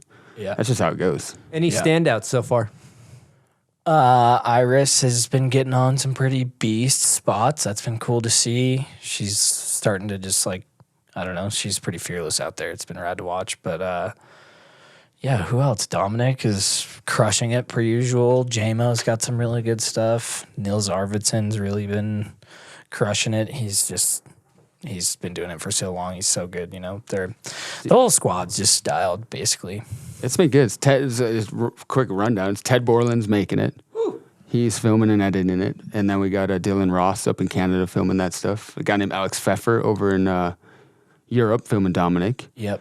And then we have this guy, Fabian Fuchs, who's like a graphic designer, doing all the layout design of the movie, packaging it all together. Yeah, and then Sam is kind of, I would say, like kind of a producer in this one. It's kind of sick. Big dog. I don't know. Big dog producer. I don't know about that, but yeah, maybe idea. I came up with the idea for the project, but I mean, yeah, that's just someone's got to complain until something changes or like something happens. That's for the lack of a better term. Sorry, like, we're in Finland in a park shoot. I'm like, yo, guys, like, what if we put some resources towards making a snowboard video, but maybe with a different like direction than the previous videos Nitro's made in the past. So I think it'd be good to switch it up and I don't know, get some new energy flowing. So it's going to be basically like 50 people riding down the hill at the same time. Like, definitely won't be any of that. They were that is the staple. Though. You know the Knut Eliassen formula. All right, guys, act like you're having fun. Dude, be close together. Hot dogs for everybody. Get in line. We're doing a group shot. Everyone's gonna just bomb the hill at the same time. We're all having so much fucking fun. If I don't see anyone smiling, you're fucking off the team. No, but it's sick, like, because Sam and the riders, they're just like, yo, we want to do something. It's cool to be in a position where we're like, all right, go for it. Just do whatever you want to do. Yeah. Because that's when the cool shit happens, when the riders make something they stand behind and are proud of, and then that really helps the brand. Yeah. It's sick. But back to this group shot thing, I have a new idea for the next, 2 years, we make another Let's hear movie. it. Let's hear it. It's like this, you got the big open field, and then we're at the bottom, like, all right, everyone drop on 3, whatever. People come over the roller. I'm fucking so hyped. It's so good. But I placed 1,000 slalom poles in the thing. And you guys come down and have to just weave through all this shit. And when you hit those slalom poles, they flap back and forth. Yeah. So that's the next one. I'm really excited People are about getting it. slapped. Wow. Oh, this is going to be sick. Wow. It's going to be sick. So there's, just to be clear, there's nobody like above Knut that can Shoot that idea down. Nope. Usually it's Griff, me, and Brian and Bob kind of off to the side. Team USA is always bitching. Team the most, USA is for always sure. bitching about the ideas, and our filmer Karsten. Yeah, he hates it too because he's filmed the same shot like 14 times. He's like, "We're doing it again." I'm like, "Oh yeah, on brand. We're doing it again." They love it. They love it. Yeah, it's what the people want, man. It's what they want. That's so good.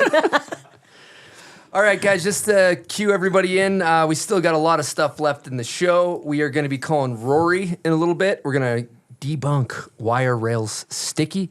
We're also going to have a call with Eddie Wall in a little bit. We got lots of product talk, so stay tuned. Now, do you find yourself slowing down a little bit in your older age, maybe getting off hill a little earlier? Well, you could be dehydrated. 75% of Americans are dehydrated, and that goes up when you're at elevation, when you're in the mountains. So I drink Bubs Hydrate or Die hydration packets. There's 2,000 milligrams of electrolytes. There's no added sugar. There's no artificial flavors. Let me tell you, when I'm hydrated, I ride better. I can ride longer. I have more energy. All in all, my vitality is just better. So if you're interested in picking up some Bubs Naturals Hydrate or Die, head on over to bubsnaturals.com and use promo code BOMBHOLE for 20% off your order. And stay hydrated, people, with Bubs Naturals Hydrate or Die. All right, we're going to take a quick break with a message from our good friends over at Woodward Copper. Now, if you're like Chris and you got a kid, maybe this kid needs to be enrolled in a class to enhance their snowboarding abilities. There's nothing like getting taught by the best. And the coaches over at Woodward Copper got you covered. World-class coaches are going to help your child succeed in every way. With training indoors and out, on and off the snow, your child is going to have the ability to grow and maximize their ability to throw down and do insane tricks. All this and more can be found at the Woodward Copper's Park Rats session. Full day, weekend session.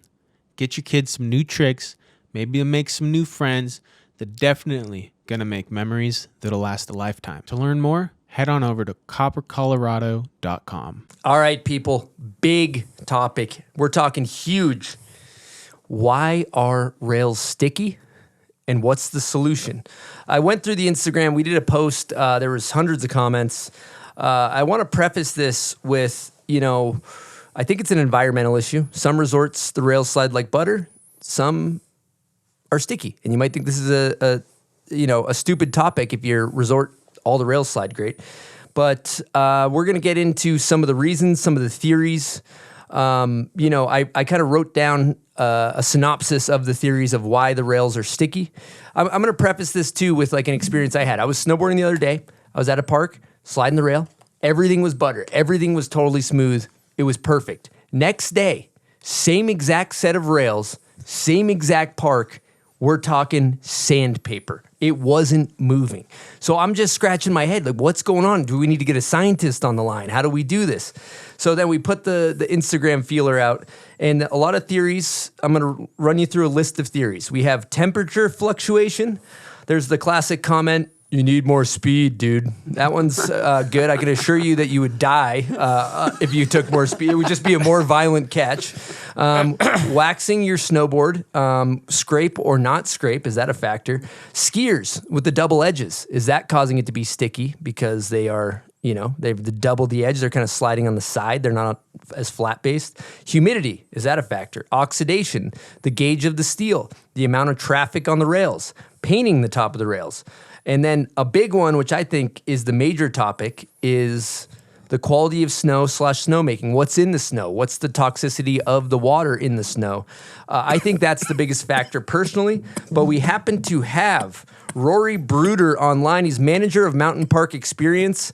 He's a train park manager, and I'm going to mute you because Sam's dying in the corner. Sam's dying, so I'm going to mute his mic. I don't know what's good. Someone went down the wrong pipe there. You all right? Give me a thumbs up. You need a Heimlich? Okay. Yep. He inhaled his water. We got Rory Bruder on the line. He's from Woodward. He's a train park manager, welder, fabricator. Rory, what's happening, brother? How we doing, y'all? We're doing great. Love that. Love that. I would love to hear you just kind of tee up in your experience, maybe provide where you've worked in the past so people understand where you work now and just kind of tee off on the topic. So I am the Mountain Park Experience Manager at Woodward Park City. I've been here for about 5 years now. Before that, I was at Corinthia Parks in Vermont with Peak Resorts for about 10 years. And while I was there, I went from beginner digger all the way to, I was a fabricator for all Peak Resorts. So a lot of steel time, that's for sure. So I have some theories about this for sure. Well, let's hear it. Let's tee off, brother. I'd say the biggest one is the environment, or at least why rails get sticky and why that happens. I mean, for example, here at Woodward, we do have some sticky rails. I think a lot of it here is it's very close to the highway. You can throw a baseball at it from the parking lot. And then just all of that crappy air quality kind of just seeps into our snow and into our water. And then when we make snow, it gets on top of every rail and it kind of just embeds itself. So it kind of just gets pretty sticky. And I think the environment is a huge one. Like for that saying that. Mount Snow, I don't think I ever waxed a rail there in my entire 10 years there. It just didn't need to. Stayed cold. Humidity, dryness, I don't think helps it at all. So there's a lot of theories and things you could say about it, I think. But I think the biggest one is the environment. That makes sense. If you're coming from Mount Snow and everything's sliding butter, and then you come to a different environment, same steel, same rail, it's not the quality of the steel, it's not the diameter of the steel. It's got to be something to do with the environment. Yeah, I mean, I think quality of steel and thickness definitely has a factor into it, but I mean, it's still, you can't get away from other nature. So I think the weather is really just your biggest enemy on sticky jibs. We were just out I build for X Games also, so we were just out there and we watched all of ski practice go, sliding great, snowboard practice starts.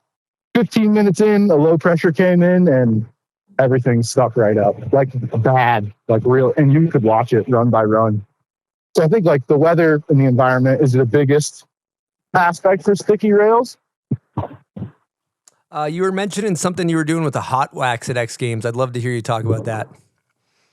Oh yeah, see, I'm anti-hot wax on the jibs. I know a lot of people think that is the key, and that's how you got to go, and that's the best way to do it. I mean, it definitely works. Me personally, as a jibber, I hate it. I don't think you can feel the rail underneath you with that much wax on there. There's no not give, but you just can't feel it. And then to the point to where you almost can't even lock in because there's no point of contact on the actual steel. You are just floating across thick wax. And then you got the aspect of if that wax is too thick, you can cut your edge in your wax, and then that cuts everything back out, back to square one. You just made it worse by waxing it. Mm-hmm. Okay, so let's talk about solutions. What do you got? Oh man, I mean that's where you can get into the weeds pretty good. I paint my entire rail. I know that is one that people do not agree with in the rail building community and parks and stuff like that. But I believe that when you paint that whole rail, you put a little bit of skate wax on that thing, 150, 200 people hit it in whatever, a week. Once that sliding surface gets slid in on that little point on the bar, I think you really can't go wrong as long as it's done correctly from the start. Then you can always have a good rail. I mean, here at Woodward, all of my park crew carries around bar wax in the pocket at all time. Lake runs, we're hitting rails. We get a call on the radio or anyone tells us it's sticky. We're out there waxing. I think that there's a lot. To be honest with you, I think just upkeep is a huge one. How you upkeep your rails. And then just kind of being on top of it as a crew. Makes sense. You guys got a lot of features to take care of, and it's impossible. But you think about wax, you go skate, right? You wax up the ledge, you do a crooked grind, it's butter. You go to that same ledge next day, it's going to need wax again. Yeah, exactly. I'm a big on the skateboard theory of it, to where it's like, yeah, it's stuff changes. It can't be perfect every single day. I've never been to go hit a ledge on my skateboard and then like, bang, every single day I'm here, this thing is perfect buttery. Like, that's never going to happen in reality, you know? Rory, what's your take on snowboarders in the park cruising around with wax in pocket and waxing the rails themselves? I mean, I'm not against it. I would much rather just shout out the crew and let them know, and then we are happy to go do it. Just because if someone does do it wrong, or they're using a weird product, diesel, so Pam, that kind of stuff, that stuff gets in your base pretty bad. It will rot it away, and it'll also rot your paint off the steel, so then you're back down to rust even quicker. So it's kind of I'm in between on that one. I'm not mad at it, but I would rather you let the mountain do that, you know? Also, fun fact about Pam, I was up at Snow Basin, they were pamming up the rails, but it was too cold. You can't use Pam. If it's too cold, it freezes. So yes, it freezes, waxes, and it dries out extremely quick. Yep, it's good for a few runs. The diesel fuel on the rail, I can't imagine wax techs being thrilled with that either. I can't imagine that's great for the base. Yeah, they don't like us when we do that, that's for sure. But every park crew's gone through we've tried everything from a stick of butter to canola oil to linseed oil. I really just think it's just how you keep on stuff. And wax is skate wax. That's the way I go. That's the way I make my crew go. A couple interesting theories. I was riding with Tiarn the other day, and he was telling me that he waxes his board and doesn't scrape it, keeps a large amount of wax on his board just so the rails, he can trust them every time. Kind of an interesting theory. I always wax and scrape. I've never not scraped, really, unless it's that hood or something. Yeah, that's a crazy theory. I haven't heard that one yet. But, hey, I guess he's putting wax on his horse. Yeah, another theory we have here is Scotch-Brite pad / wire wheel rails. Yeah, I mean, we wire wheel everything. And, it's very dry here. If it's not touched in a day, our rails get pretty rusty. They can go pretty fast here with just how dry the air is and stuff. So we're big on wire wheels. If stuff gets rusty, you just hit it with a wire wheel, get the crap off there, hit it with a little hand bar. Don't rub snow on the down bar. That is definitely not going to help it. Wait a minute. Don't rub snow on the down bar? I've been doing that my whole life. Not at Woodward. Not at Woodward. Okay. At least not at Woodward. Okay. Thanks, Rory. I've been doing it wrong my whole life. And I think for the sake of this conversation, again, Rory, you got Taxwood, Kelsey, Boyer, and Knut, and Silk in studio, if you're wondering who's talking. But I think hell yeah. For the sake of the conversation, I think we could just eliminate fat tubes, right? Like anything that's a giant diameter, like a massive tube.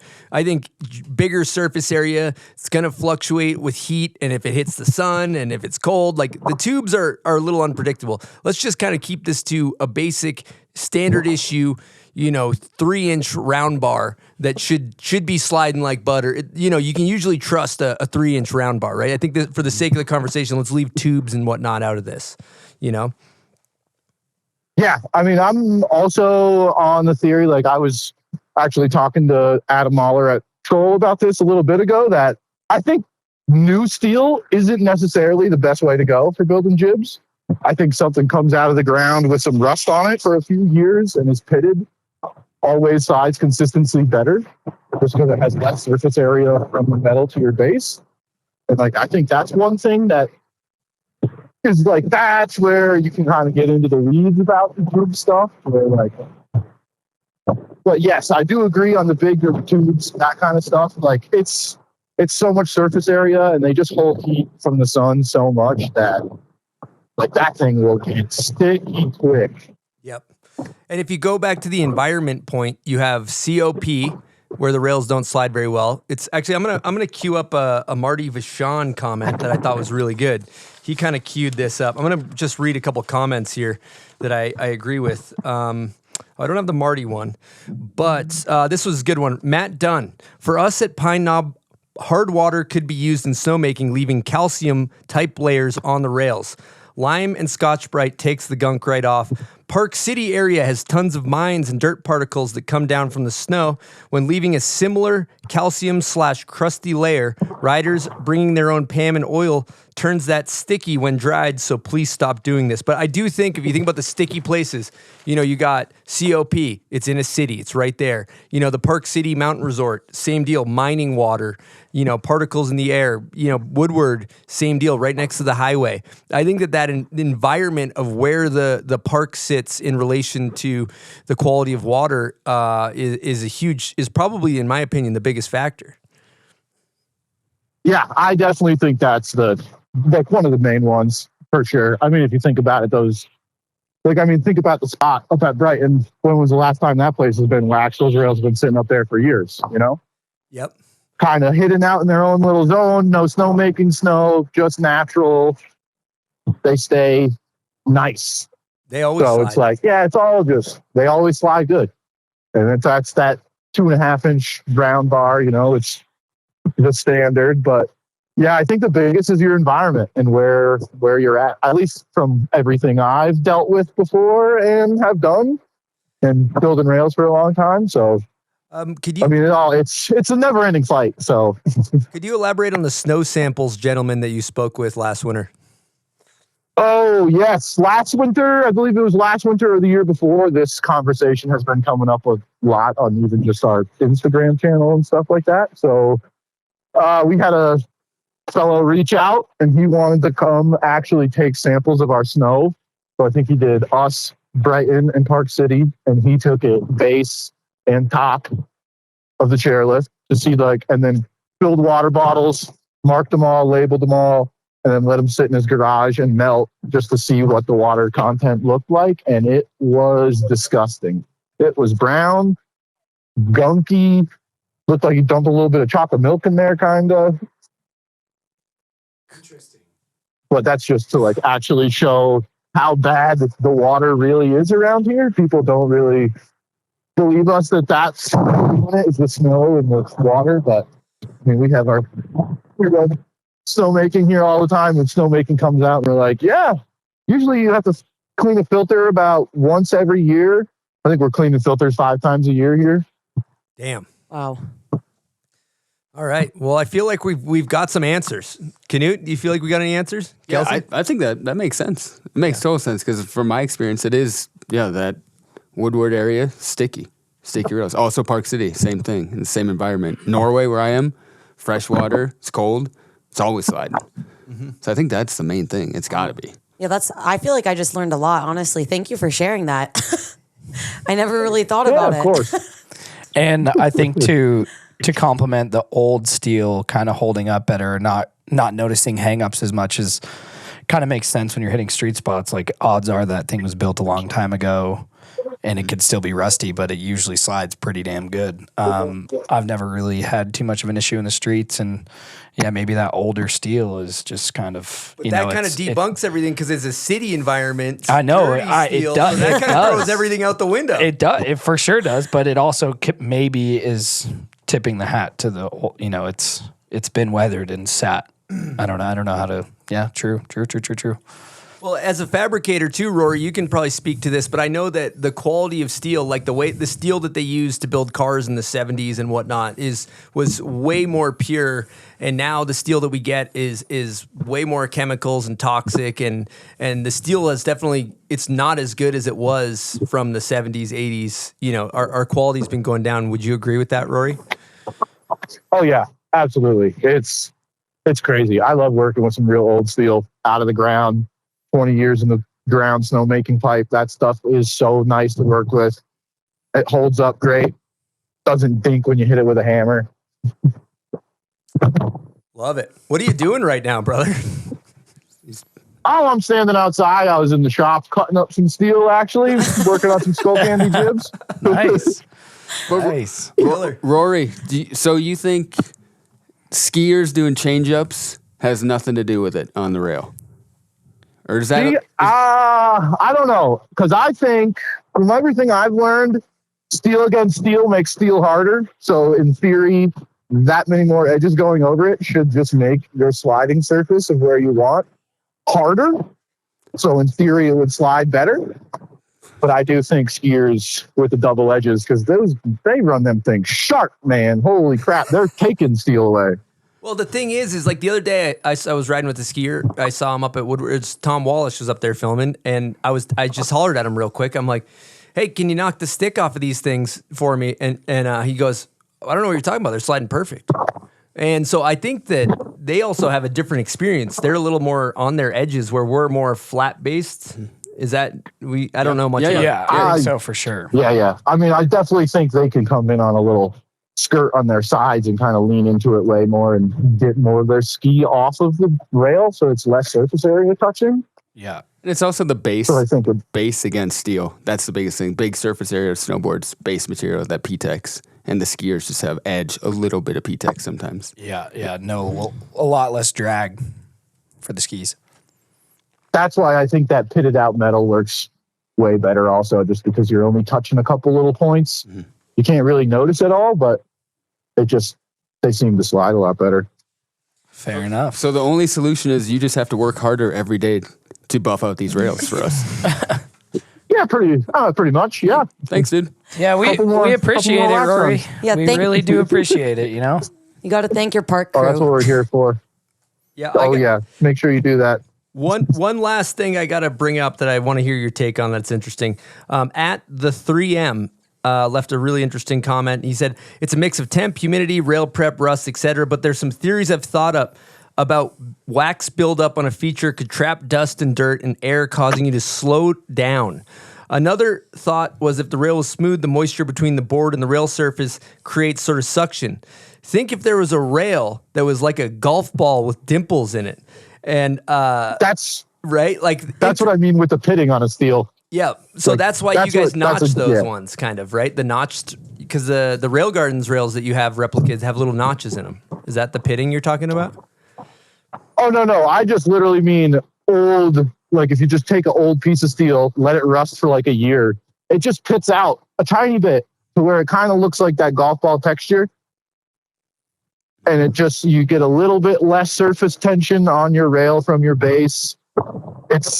All those Rail Gardens rails are actually, those are all new steel. None of those are new or old, but that's like that's what I mean by what he's saying with the water and like the golf ball aspect of it. Like a little pitted out rail will have a little bit of texture to it and it's hard to explain. It's just pitted out. It's just been rusted for years and it's just got a little bit of character to it and they just seem to slide a lot better. Well, damn, Rory, we appreciate your time getting to the bottom of the hard-hitting topics here on the Bomb Hole. You just killed it. So thanks for taking the time, and we'll be sure to thank our local park crew. They got a freaking 150, all these features that you guys got to maintain every day, and all we do is show up and bitch. So we really appreciate you guys. Oh, yeah, of course. That's what we're here for. We love to hear it, so. Okay. Thanks. Keep up the good work. We'll talk to you soon, Roy. Oh, yeah. Have a good one, y'all. Thanks for having me. Yep. Later. Yeah, Rory. Rory's a G. He used to ride for Nitro back in the day on the East Coast. He's a sick dude. Oh, sick. He's insane. Ripper. All right. Big news coming from GoPro. GoPro is awarding $120,000 this winter for Line of the Winter. There is 4 categories. We're talking men's ski, women's ski, men's snowboard, women's snowboard. There are monthly winners for January, February, March, April for each category. Each take home $5,000 cash. Then there is one overall winner for each category, $10,000 cash. To enter, all you need to do is submit your raw POV to gopro.com/awards. And there's a standalone category for women's this year. And I've been hearing there's not that many submissions, so a lot of opportunity to take home some big money. Also, I'm going to be a judge, along with Gaffney, Ingrid, Elena, and Sage. So again, check out GoPro.com/awards and submit your POV video today. Okay, we're going to smack a couple quick Instagram questions here. Let's see what we got. Catfish Chronicles on Instagram wants to know, hot take, Boardercross is the purest form of snowboard competition. I'll agree with you on that for sure, Chaz. I think there should be more Boardercross events. Let's host one. You should actually host one. You should put that in the Bombhole Cup. You should do a fucking Boardercross for real. Oh, yeah. Boardercross is the greatest contest in snowboarding. It's a shame it's gone. I mean, it's not gone. Like, there's homies out there getting it. Like Hagen Kearney, he's tearing it up on the BX course these days. But I think it would be nice to see some more. Like, I think the Bombhole would be a great platform for more of an invite Boardercross. Big jumps. Big kickers, big jumps. You need big jumps. Not necessarily shaped very good either. Yeah. Like just kind of like hems it all kicker, middle of the Boardercross run, like step downs. Wow. Yep. I also just feel like Boardercross is the F1 or the NASCAR of snowboarding, and everybody loves that. And yeah, there should be more of that. Yeah, I like the idea of having a rail in it, and everyone has Mando. You know what I'm saying? So people are like, they're jockeying for position to get onto the rail, you know? Because like if you're like about to hit the rail at the same time as someone else, and you miss, and this dude doesn't, like you're DQ'd because you didn't touch the rail. Well, you know what you could do for all the purists that want to not hit the rail? You make what was called a joker lane. So the fast lane's the rail. You can opt around it. You're losing a few seconds. Yeah. Losers lane. I like that. I like how we're putting rails in Boardercross all of a sudden. Should be there. I would think what happened with Boardercross, what you just said, Kelsey, it's the Formula One NASCAR of it. What happened was it started as a NASCAR. Everyone loved it. It was dirty. It was crappy. It turned into the Formula One. Became too clean. So people lost interest. We got to bring it back to the NASCAR. The other thing, like no more skinny pants. You know, like you want like Blum and. You know, like you want a crazy spread Mason of people. Jar. Mason Jar, Scott, like Nick. You know, you get a ragtag crew of people in the drop in, and then maybe bring out like Seth Westcott as well to make sure that the Boardercross homies, you know, feel included. It's like got to make sure everyone, you know, you're bringing some Olympic guys, but then you're also got like Scott on the end of the drop in. Here's the issue with Boardercross. Here's where they went wrong. They stopped putting big jumps in it. Like they're long, like fast, like worm burners. Mm-hmm. Yeah. That's the problem. They need. I've said it on air. I'm yelling into the air. They need the Jacob Ellis and Big Booter at the end there. Dude, that was why doesn't X Games just run it back, but make it like pretty loose? Yes, it'd be amazing. Yeah, I mean, it doesn't even have to be that loose. Just like literally invite like people that aren't just Boardercrossers. Like make sure you include the BX guys and girls, but like. Let's also just bring some rogue doctors in there. Savage whoop section. Yeah. Oh yeah, just like you need rollers. 45 of them in a row. 45. Yeah. Yeah, or you have it coincide and like link into the moguls where all the moguls people train, you know? So you get a piece of the moguls. Oh, wow. And, you know, like there's a rail. Kickers are fucking border. sketch. Ultimate border. Half pipe. Top a milli to the bottom. Yeah. You know, quick chair ride up. It's like set up a couple gates, a couple shitty features, and fucking get some clocks and start. I guess you don't even need the clock. Yeah, you don't need a clock. It's a race, head bro. to head shit. It's a race. Wow. I got to take on the Jacob Ellis thing though. Like respect. She had the thing sewn up. She had the Olympics sewn up. She goes method, which is like for the culture. Mm-hmm. Jacob Ellis goes down. Dude, that was the most G thing she could have done. When she did the method, you're like, oh yeah. It was just unfortunate that she fell, but she did the G-est trick that should be done in Boardercross, and she went for it. And she unfortunately had to pay the price for it. But that was also the dopest thing too, because that happened. That's why we all know into Jacob Ellis. Mm-hmm. Yeah. More of that. Yeah. Yeah. Hypothetical threats in this hypothetical Boardercross. Arthur Longo. Yeah. Ben Ferguson. Yep. Nick Baden. Definitely not Baden. He's fallen first turn. Nils Mindich. Yeah. Nils is always a threat. Chase Josie. Hagen. He's racing BX Hagen. these days, so he's fucking probably ready to bring the heat. Yeah. Bodie, big body, dude. Yeah. Big body, carries momentum. Dude, Yeah. Scotty James just shows up, red gloves. Yeah. Half Let's pipe go. guys are the best Oh, at yeah. turning always. So Zoe for the women. Yep. Sewn up. Also MFR. Woo. Yeah. Oh yeah, MF. She'd go hard. She would go hard. She would go hard. She would hard in the push paint. people Yeah. over. Get out of my way. The French Canadian comes Oh, yeah. out. Little energy. All right, let's check in with Kels. Kels, what do we got here? Let's talk Save a Brain. First of all, explain what it is and what do you got going on? Yeah, check in. Here we go. Save a Brain, nonprofit.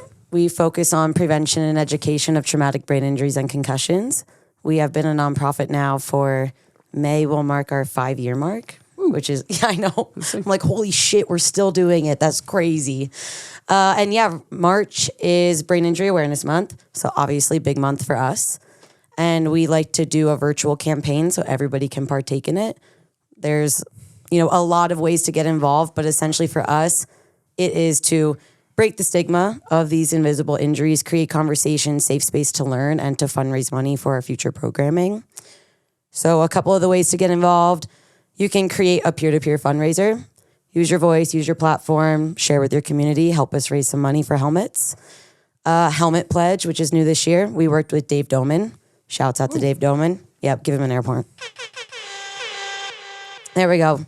He's our favorite. But essentially, yeah, everybody loves a good challenge. So it's either for the daily driver helmet people or helmet curious people. If you want to just join the challenge for $20, you get a thank you note, customized pin, and sticker packet from Dave Doman. And that is, wear it for the whole month of March. So what is that, 31 days? 31 days. See if you can do it. And yeah, what are the other ways? We're just going to be dropping a bunch of giveaways. We're launching our headquarters podcast. Killer. Other podcasts. Here we go. KB on the mic. And yeah, I think I'm probably missing one, and Melissa's gonna be like, "How did you miss that?" But that's okay. Just follow along. Yeah, follow Save a Brain, and just kind of help us save some brains. What do you think about the current state of helmet versus non-helmet?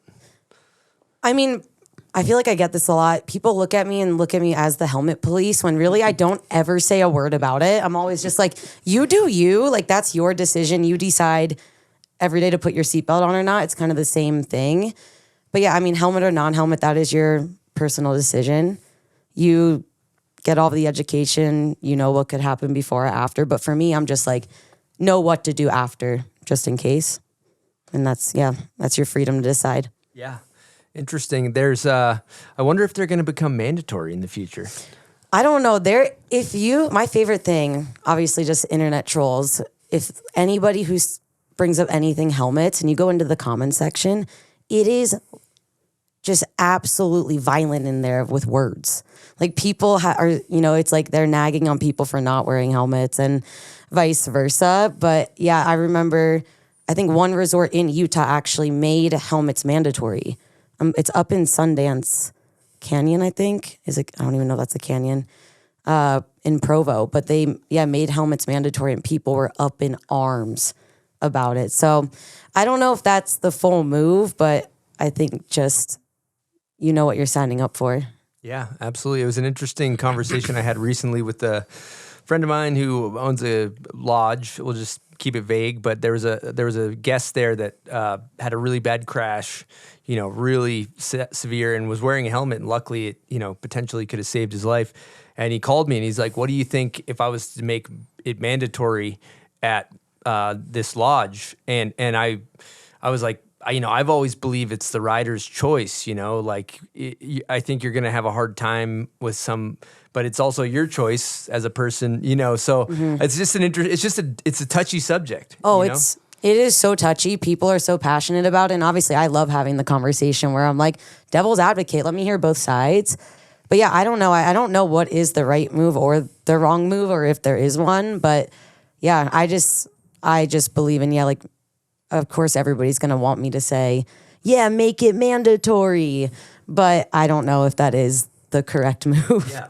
There's a lot of ski resorts in Europe. The parks are like the parks, for example. Also Whistler, they're mandatory helmets to ride the park. Yeah. Like we had team shoots at when we'd film movies, and we do it at a place called Kleppen, which is a snowboard park. And there it's mandatory to wear a helmet. Mm-hmm. And I'd have a team shoot, and I'd invite the guys like, "Yeah, we're doing a spring team shoot. Come on, P.S. You have to wear a helmet. And then there'd be like at least 8 of the team dudes like, man, fuck this. This is bullshit. You can't tell us what to do. But they end up putting the helmet on and it's fine. Yeah. The footage turns out cool. It's all good. Yeah. And I don't know, maybe that is the change that needs to happen. You know what I mean? Like to break the stigma of all of this, and it could be mandatory helmets, or even when athletes are shooting at a resort and put on the helmet and everybody's just like, no, but I don't know. I mean, I would like that for the future just to protect people. But at the end of the day, will people not love that because there's no freedom of choice? We got a great Instagram question that pertains to this. This is from Catfish again. Chaz asks, should snowboarders prioritize mouth guards over helmets if they are worried about concussions? Wow. He's on it with the questions. Good job, Chaz. Yeah, I mean, when I had my brain surgery, my dad called the brain surgeon and said, will she be able to snowboard again? What do we got to do? And he said, make sure she wears a mouth guard over a helmet, because that's going to, I mean, you think about football and hockey, like that really does help with impact. So he kind of said that for me as well. But helmets, you know, the more the merrier for protection, obviously, like if you want to mitigate the risk of it happening. But yeah, everything out there, it's hard to find the science though on the mouth guards. I've been diving into it and having those conversations, but the science isn't as, you know, the research isn't out there as much as I have found. But that's what my surgeon said, and now I wear a mouth guard. I feel like the mouth guard really helps with when you land on your ass and it like jolts through your whole torso and up to your noggin. But yeah, I don't know. Yeah. Also knee to the face. Yeah. Knee to the face, yeah. I noticed a big difference. I've hit my head with mine in and without mine in. And yeah, I had less symptoms or even like anything with my mouth guard. So it's like, yeah, I definitely have noticed it in my own personal life. That's great intel. Yeah, Sam, you got anything to weigh in on as a non-helmet wearer generally? Yeah, I mean, for me as a non-helmet user, my opinion is pretty stupid, to be personally honest.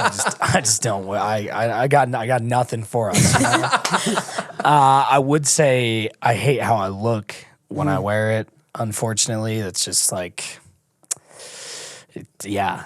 But I wore a hockey helmet at Dew Tour last year. Great. Yeah, that looked good. For some reason, I don't mind how the hockey helmet looks.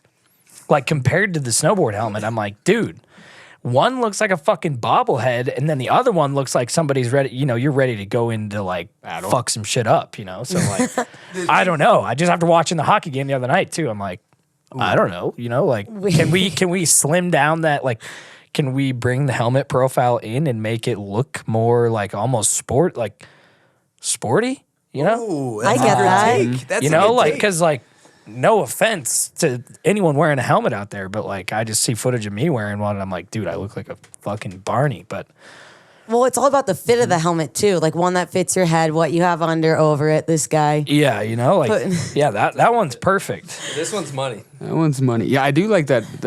That is with the ski and snowboard helmets. They don't look aggressive or like gnarly. The full face masks do. Then you're like, this girl's getting after it. But the regular ones just like, look at them. They're looking normal. If you think about it too, like, I don't know. Like, obviously the way they test these helmets, like hockey to snow is obviously probably way different. But in my head, I'm like, I don't know. These dudes are taking a puck at 80 miles an hour. That's probably going to be all right to snowboard in, you know?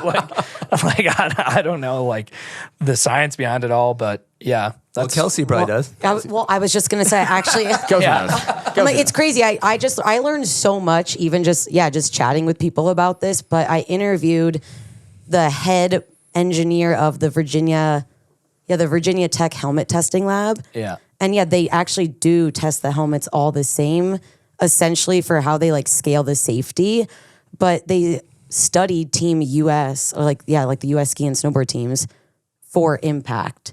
And that's how they gathered all of their research. But essentially how they tested it's the same machine, but they altered, like the impact. Yeah, like a little bit. Ski and snowboard helmets for sure are designed more like whiplash. I would imagine that like a hockey helmet's closer to a hard hat. Yeah. Which is like just not tested for that amount of speed and force, maybe, but maybe the same. I don't know. Good question. Well, you could explain MIPS too. That's kind of the general technology in helmets that explodes when you hit. Yeah. Well, and I learned if you want your helmet to explode, essentially. Yeah. No, for sure. I've definitely broken a few. So yeah, you want it to explode. And I actually do. I have a question. I've always wanted to ask this, and now I'm in the perfect seat for this.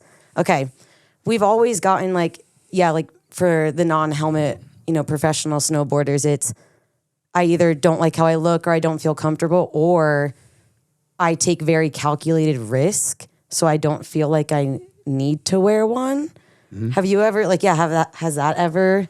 Yeah, I mean, obviously, like especially hitting street spots and stuff too, like random shit can go wrong where you just end up like there's no way to like actually stop from hitting your head because there's so much whiplash, things like that. Mm-hmm. But usually if you think you should be wearing a helmet when you're doing something, like you should be wearing it never goes through my head when I'm filming or doing anything. I'm like, for sure, I'm here to do this one thing. I'm confident in it. I've thought about it. I set the spot up how I foresee it being the most safe. Mm-hmm. Here's my exit zones, like things I don't want to go near, stuff like that. But yeah, obviously there's always that surprise moment where you end up hooking or I don't know. End up on some stairs. That's never fun. So, I don't know. I think if you have any smidge of doubt when you're out there, it's like you probably should wear one. I feel like, but I'm definitely looser in the woods. I wear a helmet a bunch or all the time now. And I've noticed when I ride in the woods with a helmet on, I'm way looser because you just can bonk your head into everything. And then before, without it, I'd be super careful, like ducking. And now I'm just like, do. And so I'm a little looser with a helmet on. Yeah, it's all a mentality thing. Like, people are like, I'm overconfident when I wear it, so I don't wear one. There's so many. Here's my theory with the helmets too, because I don't wear one. Let's say I'm hiking a small down rail, right? And I'm going freaking 10 miles an hour into a 12-foot piece of steel. It's pretty soft. Like I don't feel like there's not a lot of speed. There's not a lot of momentum. It's like, I feel like I've been skateboarding my whole life, right? And I've never hit my head once. And I think it's because it's slower. I don't skate bowls. I skate street, and it's like slower and more technical. And the times that I smack my head are generally when I'm hauling ass, right? Like, so when I ride park, to me, that's when you're hitting park jumps and you might overjump the thing by 10 feet. That's when you have a lot of speed, a lot of momentum, a lot of force onto hard pack. And I think like the higher the speed, the more like at risk you are to, dangerous injury, where that's kind of my thought process behind it, where you're like, I'm just kind of like doinking around here. I don't think there's a lot at risk. Yeah. Yeah, I don't know. There's so much psychology behind even just why you put one on or you don't put one on. But it's so interesting to, ask people why. But I think at the end of the day, there are helmet police people out there.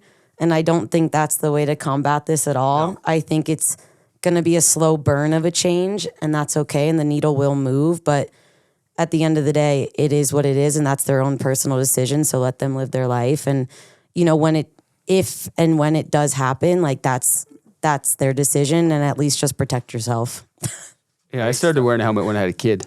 Yeah. Because then it wasn't my life, right? Then before I had a kid, it was like, whatever happens to me, happens to me. Yeah. And then I had a kid, and I'm like, well, now I don't want to leave them. No. So it's totally worth wearing a helmet. For sure. Well, yeah, and it's even like that. I mean, that could be for anybody too, right? Like, it's just like, you have loved ones, just put it on. For them. Yeah, for them. 100%. Well, this is a good segue into just product talk. Let's just dive into some product talk here. Let's just start while we're on the subject of helmet recommendations. You probably have a million come across your desk. Do you have ones that you think are better than others? What's your take? Ooh, that's hard. I mean, that's going to be so personal because every person's head shape is so different. Tell me about it. I was just about to say I have half dome over there, brother. Dude. That thing's busted out. Yeah, I have. We should get a tape measure. We should get a tape measure in here and see what we're all working with. But no, I'm like an extra small. Like I could be a youth large helmet. But yeah, for someone like Knut, maybe not so easy to find a helmet that he loves. Or looks good. Or yeah, that he likes the look on him. I think I think the looking good helmet situation went out the window for you a long time ago, brother. And it's actually hard for you because I learned a lot of brands don't make extra large helmets. I don't know what you're working with size wise, but Sweet extra large. This is basically what Knut's head looks like. This when is he's what it looks snowboarding. like. This is how I feel. oh my gosh. Wait, I love that. But no, I think personally for me, my all-time favorite helmet is the Giro Ledge because it is $90. It has MIPS technology in it. It's so incredibly light. It's designed to be sleek. And the engineers made it that you could wear your goggles over or under safely. So yeah, it's like a little bit of personalization in the whole helmet. Like, do you want the ear pads in and out? Like that's been my favorite helmet to come through. But the helmet brands are evolving at an insane pace right now. So it's hard to say, but How important is MIPS? Should you just go if like there's no MIPS, it's a no-go? I'm in a weird crossroads right now because the guy that I interviewed from Virginia Tech, he said it's almost like, I don't know, I always said yes, get the helmet technology. That's going to be your best bet. That's what you want. But he was saying it's the thickness of the foam that matters in the helmet. Mm-hmm. And so it's like, yeah, you want like a thicker foam helmet. So you're saying no matter what, I can't get a slim helmet. No, I don't know. Maybe you could, but yeah, I don't know. I'm still learning that one where I just like, there's so many theories out there that I'm like, what is right and what is wrong? I can't figure it out. Yep. But yeah, that's like the most recent thing I learned like a couple weeks ago that I was like, I thought I understood this. But I mean, I think, at the end of the day, the helmet technology is never a bad thing because MIPS just essentially helps your head glide when you fall. So there's no harm in that. Yep. And just wearing a helmet is better than not wearing a helmet, no matter what you have on your head. Yes. A helmet engineer told me the safest helmet the safest helmet is the one you're going to wear. There it is. Yep. No matter what it looks like people argue about the fits of helmets, like not constantly. Like they're just like, no, you shouldn't wear a beanie or you shouldn't wear your goggles under. And I was like, this is getting out of hand. Like, how are we supposed to wear these things? I don't even know. And yeah, that's literally the safest helmet is the one you're going to wear. I love it. I'm going to take this opportunity. We get a lot of products that come across our desk here at the Bomb Hole. And Smith actually just sent us their latest helmet. It's the Method Pro Light, and it's like this thing's insanely light. I haven't got a chance to test it on hill yet, but I just picked it up and I'm like, this thing's unreal light. And it's got this like honeycomb material on the inside that I'm guessing is designed to break on impact. It's also got MIPS, and it's got the auto adjust. BOA. The BOA BOA on the back, and then your goggles Clutch. interface perfectly. But that's kind of just like standard cycling helmet. Is that that honeycomb looking stuff? Yeah. So I mean, I haven't picked up a helmet this light in a long time. So if you're looking at a good helmet solution, I would highly recommend this one. Elias Elhart rocks that helmet. Yeah. And it's sick. It's because it's so light. Yeah. I was blown away. I mean, yeah. Oh, I was just Go going to ahead. say, you want it to be light, right? Like, it's just like you want to feel like there's nothing on your head. And that's when you will wear it every day because you don't even notice it's there. Yeah, straight up. Good stuff. I have another topic. How's the podcast going? We'll see. It's a learning curve.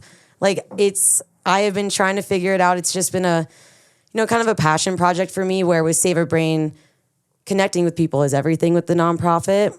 And I just realized I'm a TBI survivor as much as anyone else. And I need more storytelling and connection through just this injury so none of us have to feel alone.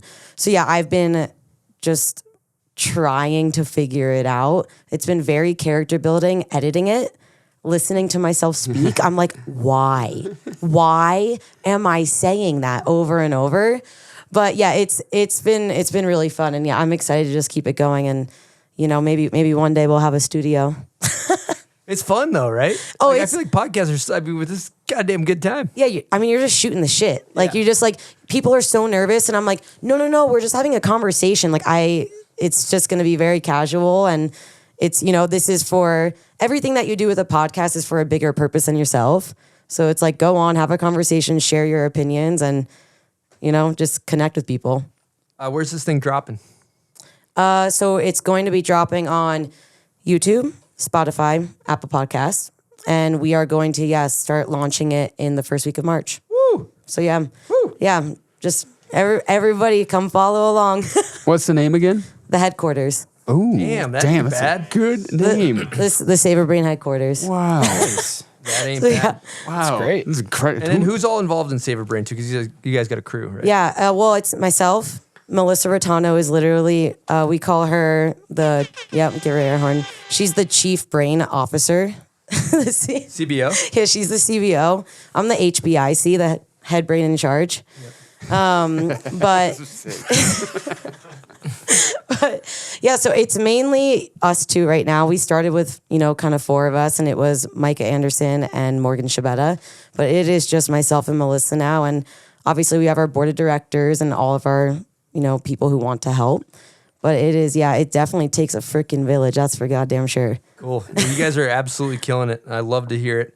I'm going to keep moving through product talk, and I'm going to hijack this conversation, talk about Ski-Doo, because I just got, it's not a snowboard product, but it's a product that you can use to go snowboarding, and that would be a snowmobile. And I'm an ambassador for Ski-Doo, but they hit me up and they said, hey, do you want to go test the new 2026s in a top secret location? I said, say less, fam. I'm there. Just kidding. I don't say fam, really. That's a boomer. But it was insane. It was insane. I was with all these pro snowmobilers, and the new sleds are unreal. The Summit X is 14 pounds lighter. It's got a shorter tunnel. It's got new rear suspension. And we were out there with all these engineers, and they were very adamant that we couldn't break the machines because they got to bring them to trade shows. So they kept repeating, no unnecessary risk. Heard that a lot. Travis Rice was out there. It was really cool. So if you're thinking about checking out a new Ski-Doo, I also just got some new information that they got 0% financing for 60 months. Also, the 2025 models, 0% for 60 months. And on top of that, you get 2 years of coverage, or you can get the same 0% for 60 months on 2024 models. And if you go 2024s, you can get up to a $1,500 rebate on financing. Those are two insane offers unheard of in the power sports industry. So check out skidoo.com. This isn't product talk, but it kind of trickles in here. I wanted to get into Quicksilver, Billabong, and Volcom are closing all their doors. They're owned by Liberated Brands Group, which ended up folding, Quicksilver, Billabong, Volcom, all owned by ABG, All Brands Group, which is Jamie Salter's Authentic. Authentic Brand Groups. Sorry, my bad. I'm sorry. And basically, they own a whole slew of companies. They own the rights to Marilyn Monroe. They own the rights to Shaq. They own Champion, I believe. Hilfiger, yeah. So, Reebok. Yeah, it's a licensing, essentially, conglomerate. I think I see a lot of people, wearing Volcom and like thinking that they're repping true to this in some ways, and it's a little bit sad to, in what these companies have become. Knut, you probably understand this better than I do. Maybe you could elaborate. I mean, it's not my place to speak. I got opinions on it. Yep. But what happened? I guess what happened was the ABG group basically. I won't go into all the details because I'll probably butcher some of it, but basically it's all being licensed out. All those companies are licensed out. They've been split up. And the worst thing about it is basically all the people who work for these companies kind of got outed. They put 25 years of their lives into Volcom, for example, and now they're just out of the job. There are some people who are still still work for Volcom, and they're still going to be working for them. So there are some people still involved in the company. So it's not full axe out everybody, but the companies like DC, Volcom, Quicksilver, they're changed. They're not what they were in the beginning. They're still a brand, and there are still people behind them who work for them who are passionate about it, but it's not the same at all.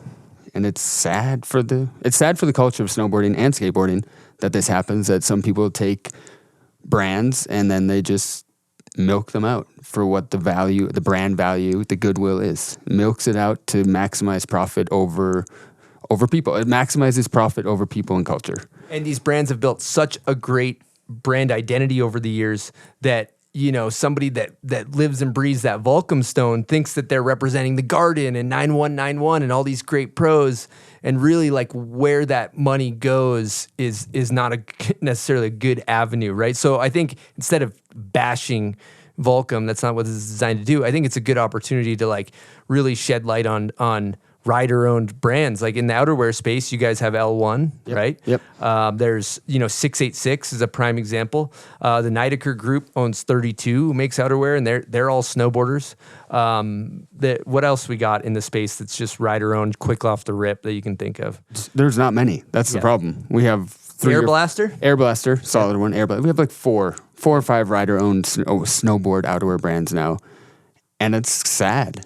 And then you have all these people from the outdoor industry kind of taking the culture of snowboarding, bringing it into them, which is a good thing because they give money to snowboarders, which is awesome, all for it.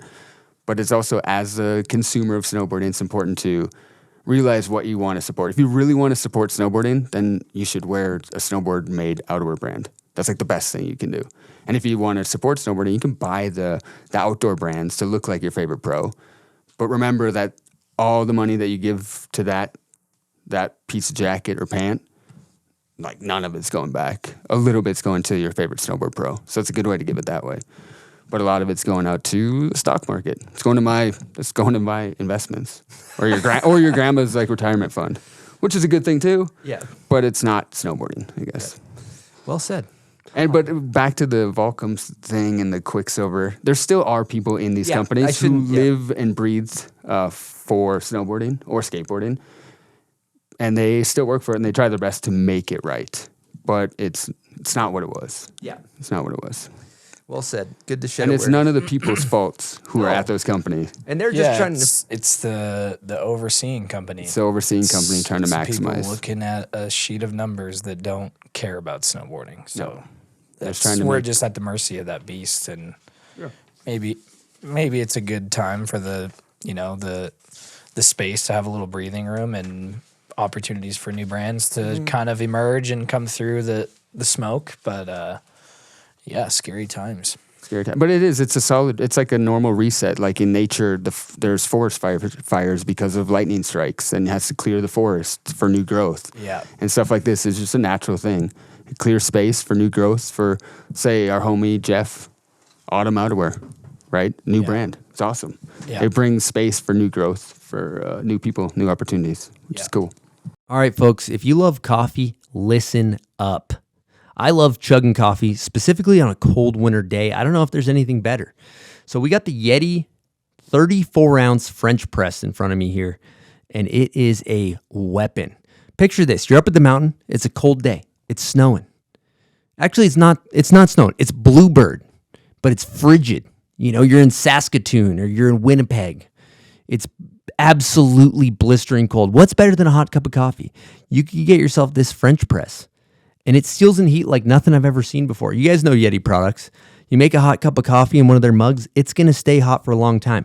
Same goes for this Yeti French press. It's got this plunger technology. I don't know how it works, but it seals in the heat really well. You want to be a hit at the tailgate when you're at the resort? Pick up the Yeti 34-ounce French press, and you'll be the belle of the ball. Silk, let's fire up a couple Patreons. Let's get it running. This one's for Sam. What about your career as a professional snowboarder stresses you out the most? That's from Lance Hacker. That's a great question. Wow. Great question. Wow. Cool. Shout out to Lance. I just caught up with him the other day. I haven't hung out in a bit, but what stresses me out the most about my professional snowboard career? Oh, wow. I mean, being injured for one is top of the list. I've had a slew of injuries, but I don't know, kind of all the above. It's easy with social media these days to like stress out and worry that you're not in the right place.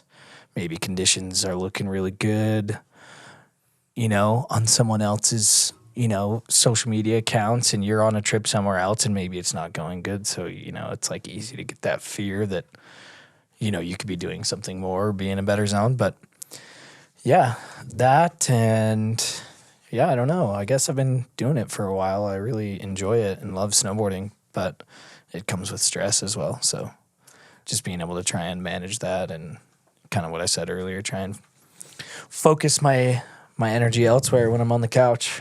How's the stress from your team manager / marketing manager of Nitro Snowboards? There is no stress coming down the pipeline from Knut over there, which is a beautiful relationship to have with an athlete and a brand that supports the athlete. I've been riding for Nitro forever, and these guys are great. They've taken good care of me, and I appreciate the undoubted, undivided support. Okay, The raise pumping his tires. the dude. bonus Cut it. bonus check is in the mail, Sam. Yeah. Jesus Christ. Bonus check is No, in the mail. Knut's great though. R. Smith wants to know origin of Sam's IG handle.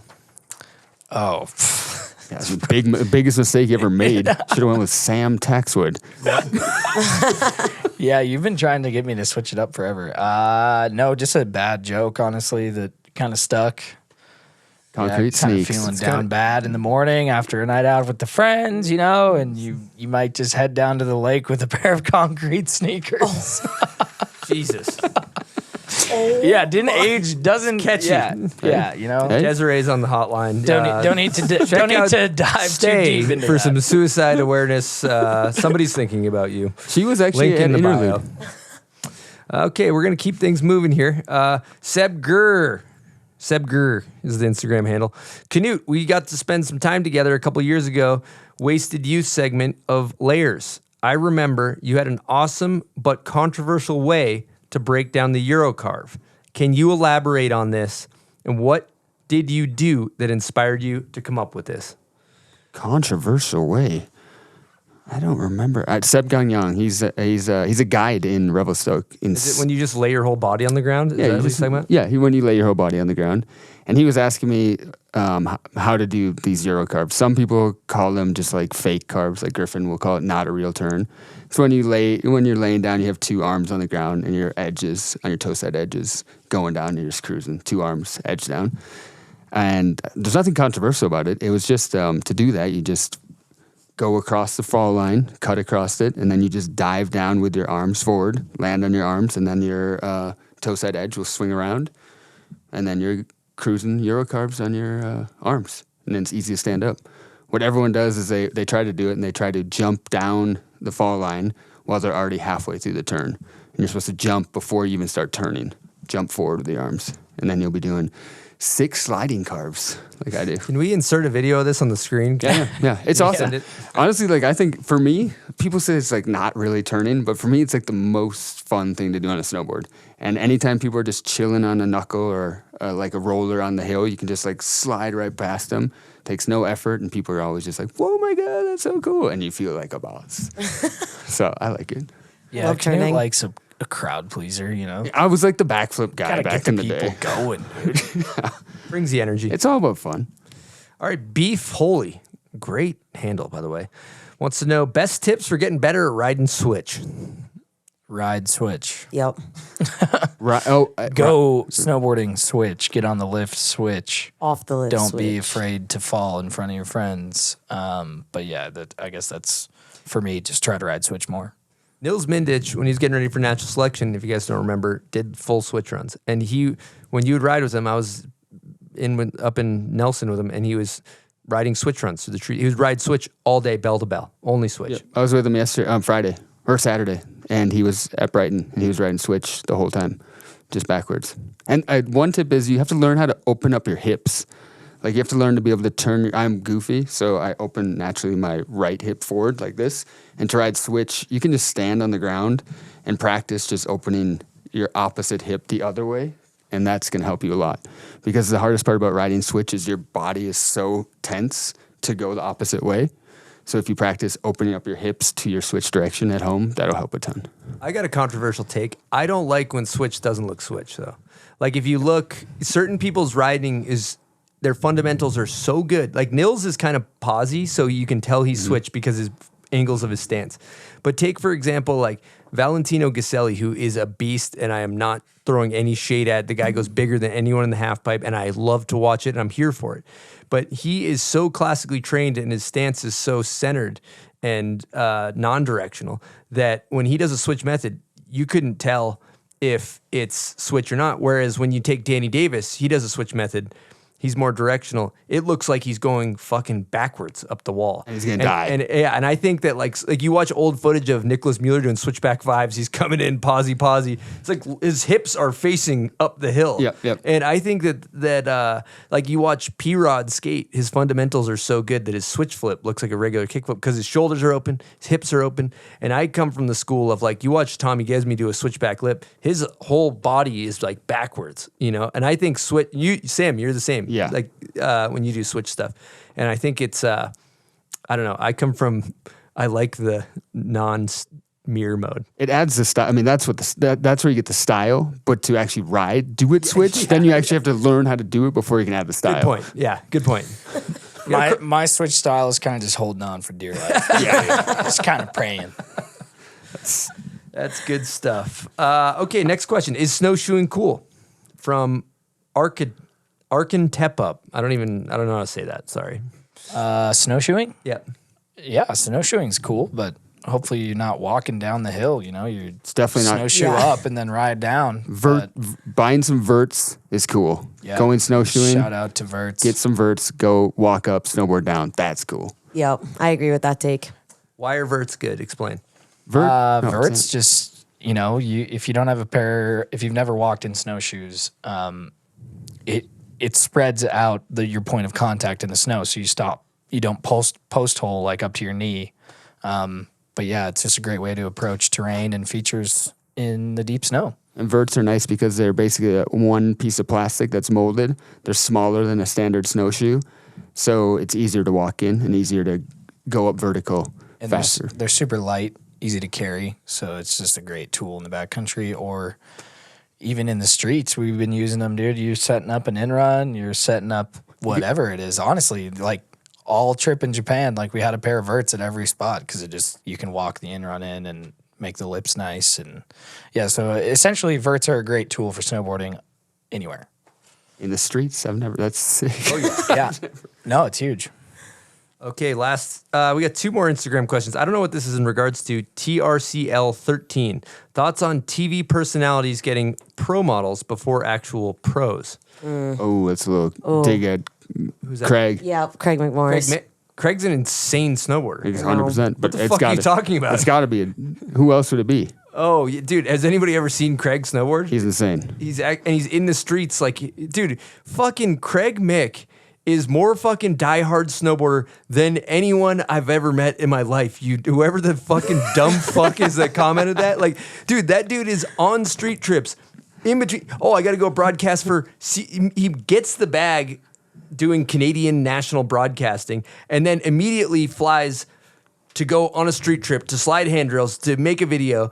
And then he'll come here, he'll do the Locks Open live stream, go straight to his street trip. Like he is filming video parts. He cares more about getting clips and filming video parts than he cares about broadcasting. He just does broadcasting because he's good at it. And he's an insanely talented snowboarder. So my thoughts on it are that it's Who else could it be?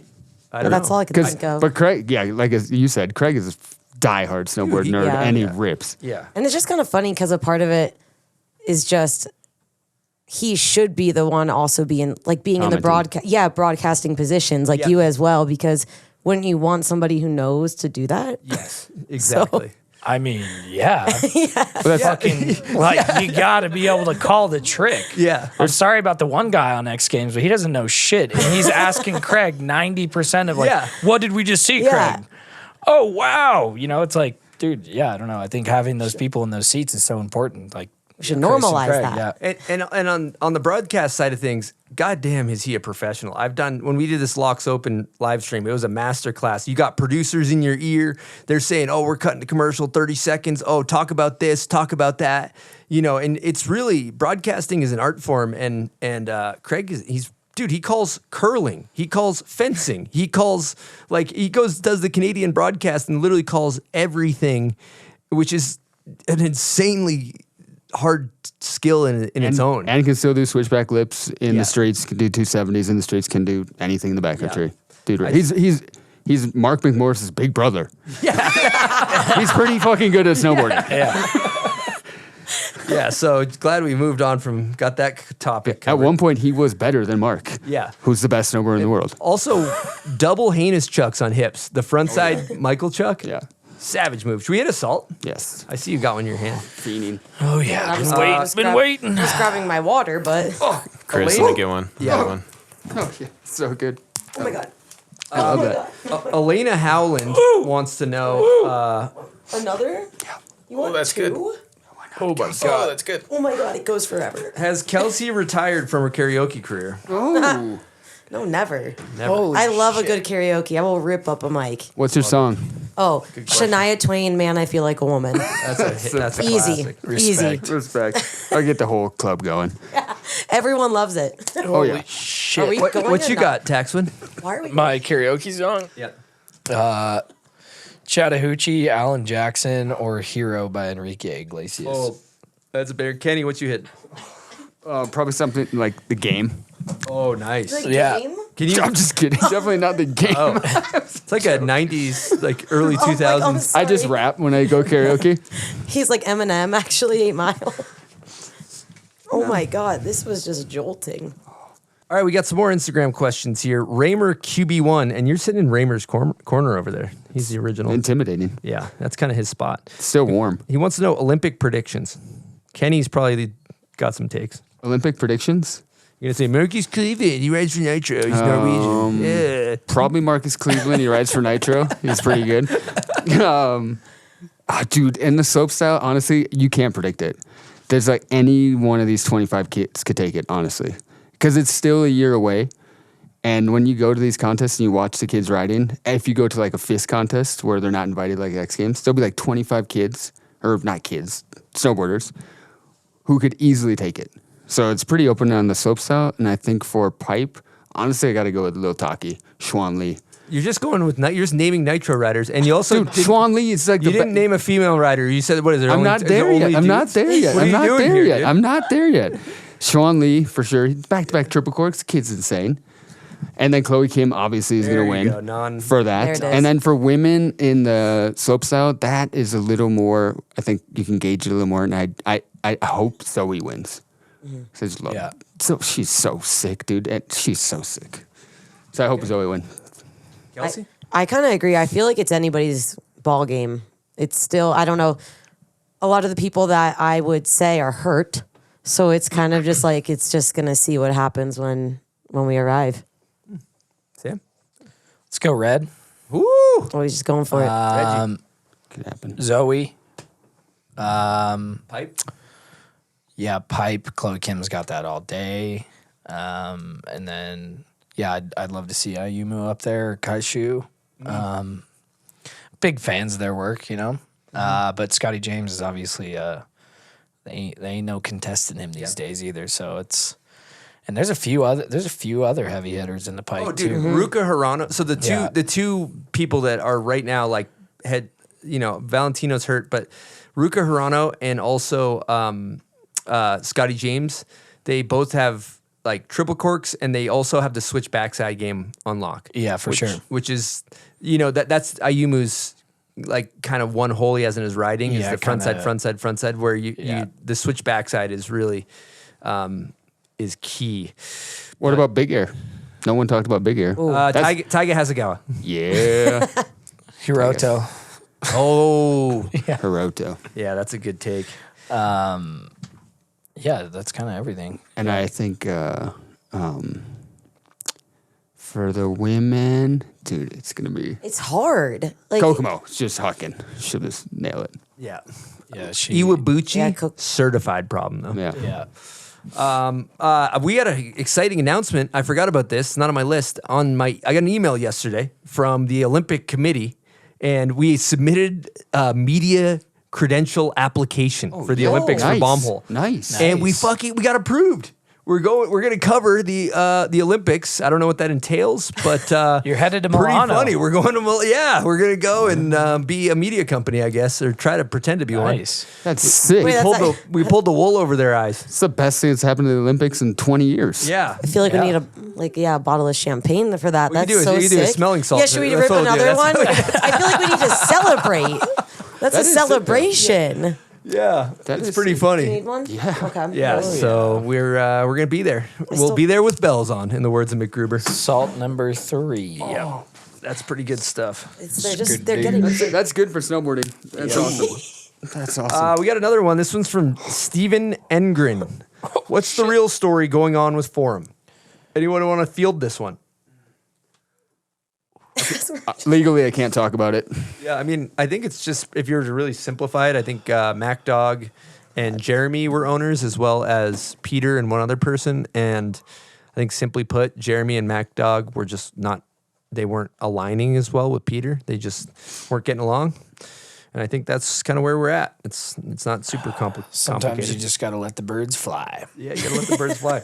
Okay, Paul Wadden. Bring back 180 grabs again in competitions, yes or no? Well, you will see that in the Bombhole USASA employee slopestyle competition. I did claim 180 and grab. They will not be on the same jump. You will see. I'm thinking maybe grab then 180. Yeah. You'll see a lot of 180s. A lot of 180s going down there. Yeah. Yes. Bring back the 180 grab. I did get an update going back. Holden Barth texted, currently training at Blue Hills right now for the Bombhole employee slopestyle competition. So he is training. Wow. That's going to be his downfall, though. He's gonna be tired. He's going to be too confident. Yeah, I got my money on Holden. That's my guy. Bad move. I'm betting on him. Arkin Type, another question. I butchered it twice. Butchered his name. I'm sorry. That's my bad. Favorite style of hat?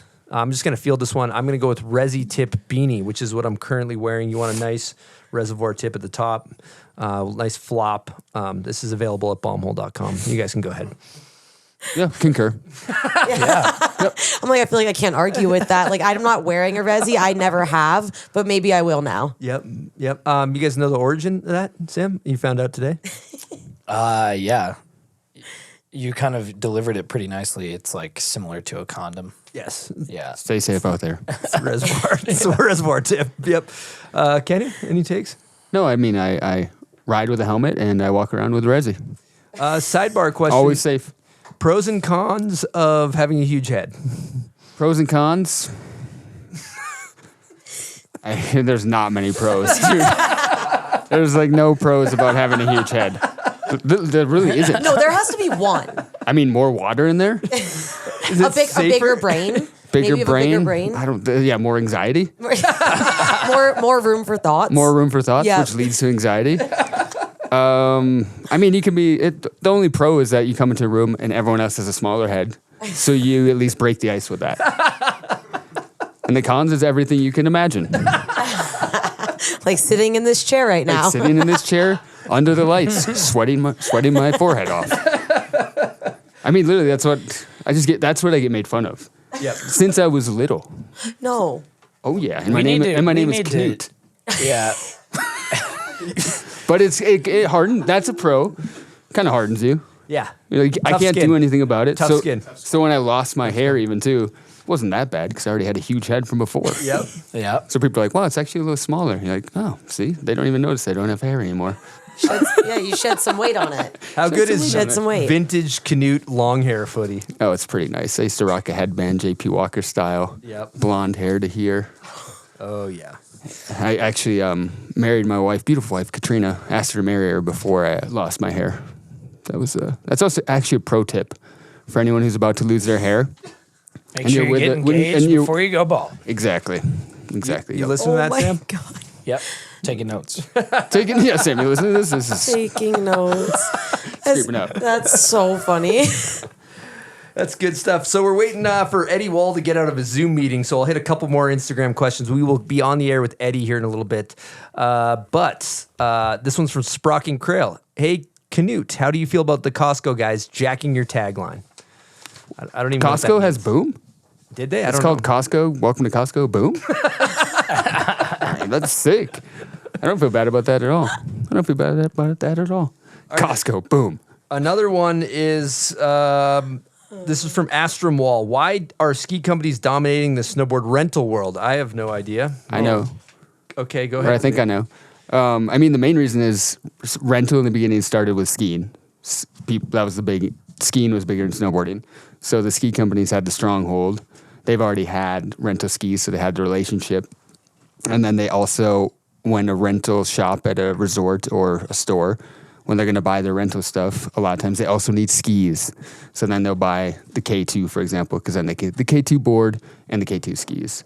And that's the biggest thing. But now there's a lot of snowboard brands like Nitro, for example, or Capita. They all focus on making rental boards that don't look like rentals. So they're like, they have the same graphic, they have the same shape as the inline boards to make it cool to rent boards. So you don't feel like you're a renter rider. Yeah. So you feel like you're actually part of the snowboard community riding the same graphic. And that's been going pretty good for a lot of brands. Yeah, that's sick. I mean, I guess, in my head, what first pops up is a lot of people are renting skis more than snowboards to start, obviously. Yep. That's probably a huge factor as well. There's not too, I mean, it's impressive people who go and rent learning to snowboard sucks. It's horrible. It's horrible. No. So, and then also like to go rent a board, I think the snowboard brands are doing a good job offering rental gear that doesn't look like rental gear. So you don't look like a total newbie. Yeah. And then you feel super bad because you're catching your edge, you can't even stand. At least you're on something that looks good, you look like you're part of it, and then you feel, you're more confident that way. For sure. But yeah, the ski companies have been ruling the rental market because most people rented skis in the beginning. So they just had the stronghold. And they offer both, where snowboard companies don't. Like Burton's not offering their split boards as rental skis. They could, though. They could. They should. Be pretty sick. They could. Be pretty sick. Oh, we fucking could, man. That's a market. Here's your first pair of skis. It is a split board. You are telemarking now. We got some Spark R&D bindings for you, and good luck. All right, we're going to talk about Snow League. I'm really freaking excited. I think I announced it early on the show, but I got the call to announce it on NBC and Peacock. There's a $1.5 million prize purse. That's not for this event. That's for like the 4-stop series. This is the first half-pipe only event. It's head-to-head format, which I think will be exciting. You also have to drop in on both sides of the pipe. So one run, you drop it in the left wall, one run, you drop on the right. So you can't just do your routine that you have to have a deeper bag of tricks to link these lines together. And they got all the heavy hitters. They got Matty Mastro, Ayumu, Valentino Giselli, Lil Kitaki's going to be there.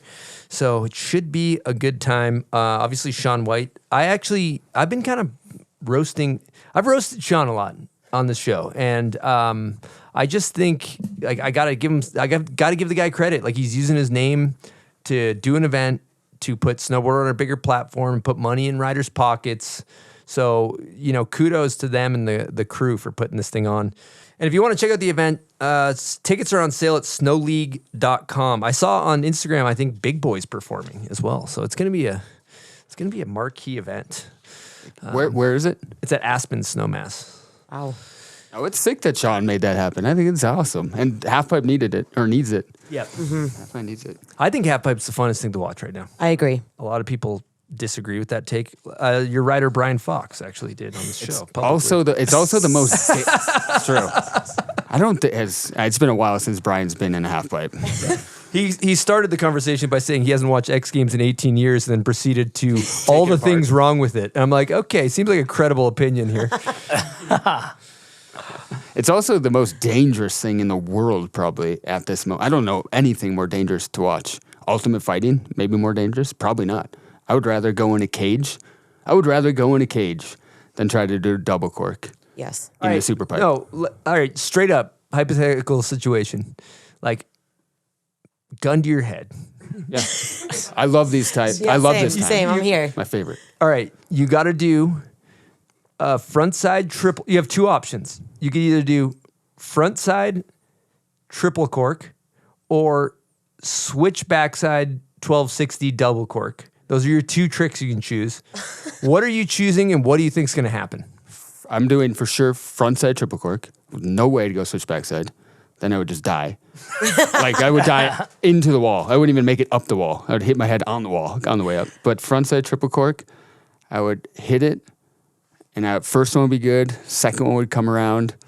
Third one, I'd have no idea where I was, and I would land in the middle of the half pipe, just dead flat. That's what would happen. Yeah, It'd be over. Wow. Kelsey? I mean, I was thinking, I don't want to go switch backside. I'm good on that. So I would also do the triple cork. But yeah, I think I would have a performance just like Knut over here, where I would just absolutely explode after 2 hucks. Yeah. Sam? Yeah, You go cab? Can't do either, you know. So yeah, if I were to go switch backside, I'd probably land in the middle. If I were to go frontside triple, I'd probably clip the deck. Yep. Uh-huh. Probably under rotate, or maybe I don't know. They I both feel sound like- horrifying. Well, but I think Sam's got it, actually. He's got it. You done 900s, 1080s? You done front 10? Mm-hmm. Yep. I almost think I would just, now that I'm thinking about it after my answer, I would just take the gun to the head. Just get it out. Yeah. Like now that I just thought about like what I would go through, I think I just want gun to head. you don't think you'd try it? No. Gun to head? Might as well fucking try it. Dude. All right. I mean, because I mean, hopefully, right after you eat shit, they take you out of your misery, you know. But all right, this is a better question that's more realistic. Okay, what do you think you'd have a better chance of doing? Frontside double crippler, or 12-foot high switch method? Frontside double crippler for me. Same. probably the same for me. Oh god. So I could try to do it like 5 feet high. Yeah. Yeah. I agree. Yeah, I'm like trying to envision myself doing a 12-foot high switch method, and I can't do that. Have you ever gone up the wall, switch back? Yeah, it's terrifying. It's like it No. doesn't work. I've can't never even made go. it. Yeah, never made it to the top. Never made it to the top. It's so hard. Same. It's really hard to stay over like the balls of your feet. Yeah. Yeah, it's really hard to do that. Yeah. But that being said, these half pipe riders now, it is psycho. Their calculation, how good they are, they never really fall. It's insane. Yeah, Chun-Li's bail at the Locks Open was gnarly. Yeah, Savage. And he just hurt his shoulder a little. Yeah. He's good. That's good Yep, to know. he's good. He'll be back soon. All right, so a couple things before we get on this call with Eddie, who's on a goddamn Zoom meeting. We're going to get into heater clips. First one we talked about earlier, Spencer Schubert won the internet with the 50-50 on the lift tower. Silk, you got it on the screen? Oh, dude. Has anybody talked to Spencer? What's the deal with that? Oh, yeah, Where was we he? just saw him yesterday. He just called me actually. I know where they were. Yeah, I saw them I was in Japan and I saw them at the resort. Yeah, they're in Miyoko. How does that not go in your part? What did he do something else on it? I mean, Butters is filming 16, so I'm sure it's going somewhere. It's going in. Yeah. Okay, but we just roasted on the gram. We just leaked it. Yeah. That's the world we live in now. Fucking smart man. No one's going to remember it come Keep spring. them fed, you know. Keep fucking feeding the beast, man. Were you there? No. I heard Blake told me that Butters got pushed to the edge a little bit. Yeah, you know, we got to keep our boy Butters fed and happy with the right food. You know, we got to keep him stoked out there on the mountain. You know, it's easy to be on edge on a trip with the same guys for like 20 days straight. You know. Oh, yeah. Loose operators. But that trick is insane. That's like that's dream trick. Yeah, the sound it makes when he gets into the 50. It's like a perfect like a little magnet noise. How many T's? Was it a battle? I don't know. I wasn't there. He said it went pretty You fast. said you just talked to him. You didn't ask him? I talked to I said he to just him. called me. Yeah. I talked to him yesterday. It went pretty fast. If we just get him on the phone. Yeah, Yeah, call him. call him. I'm calling him right now. He actually might be going back there. The people need to know. Yeah, let's get Shuby on the phone. Let's get We're some gonna do answers. We'll do it old fashioned, good old Spenny cold call here. Shuby, you're on a group chat right now. How you doing? No way, sick. Question I have for you is the 50-50. We're talking about it in heater clips on the lift tower or whatever the hell that cable was. How many tries? Walk us through it. The one that was online, probably like 7th go or something. Okay, do we get anything else on that? Like, why is that going straight to the gram? That was insane. You know, first of all, I got to give shout outs to Jared Elston. It's the same place that he posted that crazy Wally on the chairlift. He brought us there. He showed us that it was possible. Then it snowed enough to actually be possible. So big shout outs there. But we went there and I didn't know how far I was going to make it on that wire. And I kind of went farther than I thought. And we were filming at Fisheye 16. And I think we got a sweet one, but we ran out of film. And I was maybe going to try a couple more and was leaving the trip. And I was like, I haven't posted anything in a while. I think I'm just going to throw this up. Doesn't show the land and just see what happens. And I didn't expect it to go crazy like that. Oh, yeah. Major, brother. Broke the internet, buddy. Nice work. You won. Congratulations. We got Concrete Sneaks to my right, Silk Dizzler producing, and then we got Knut and Kelsey Boyer. Hell yeah, what's up, fam? Kelsey was there. I saw her at the same resort. I know. I was like, I know where they were. So how you feeling? Yeah, chairlift grind, baby. Yeah, is it kind of a new year, new me? Or are you kind of feeling, like heads barely? Whose dream isn't to hit that, And I was out there with these pow hounds, Blake Paul and Nick Baden, and it was like epic conditions for powder. And I was like, this is so boring. Where's the metal? Every time I'm just looking for metal. I'm true to the streets, Chris, just as you. That powder stuff gets boring. So I was looking up and I saw that thing and I was like, can we hit this? And they're like, let's go hit a jump. And I was like, but we could hit the cable. So it was kind of like end of the day. Didn't know if it was going to work. And you kind of just would lock in and fly. Whew. I'll tell you, nobody's going to remember some piece of shit cab 5 on a step down. They're going to remember the goddamn cable grind, though. Well, I'm happy. I was just, hitting things usually is not fun. You're hitting like a big kink rail, whatever. You're just happy it's over with. This was actually fun to do. I've never had that at a spot where you're like, can I keep going? Is that fine with you guys? I like the way this feels. Just a rail, and then you had this like epic downhill powder landing, going like 40 miles an hour is epic. Well, nice work, brother. That's all we needed. We need to get to the bottom of the cable grind. So thanks for calling in. Hey, thanks for having me, and have a good episode. Say what up to everyone. Okay, thanks, Spenny. We'll talk to you soon. Later.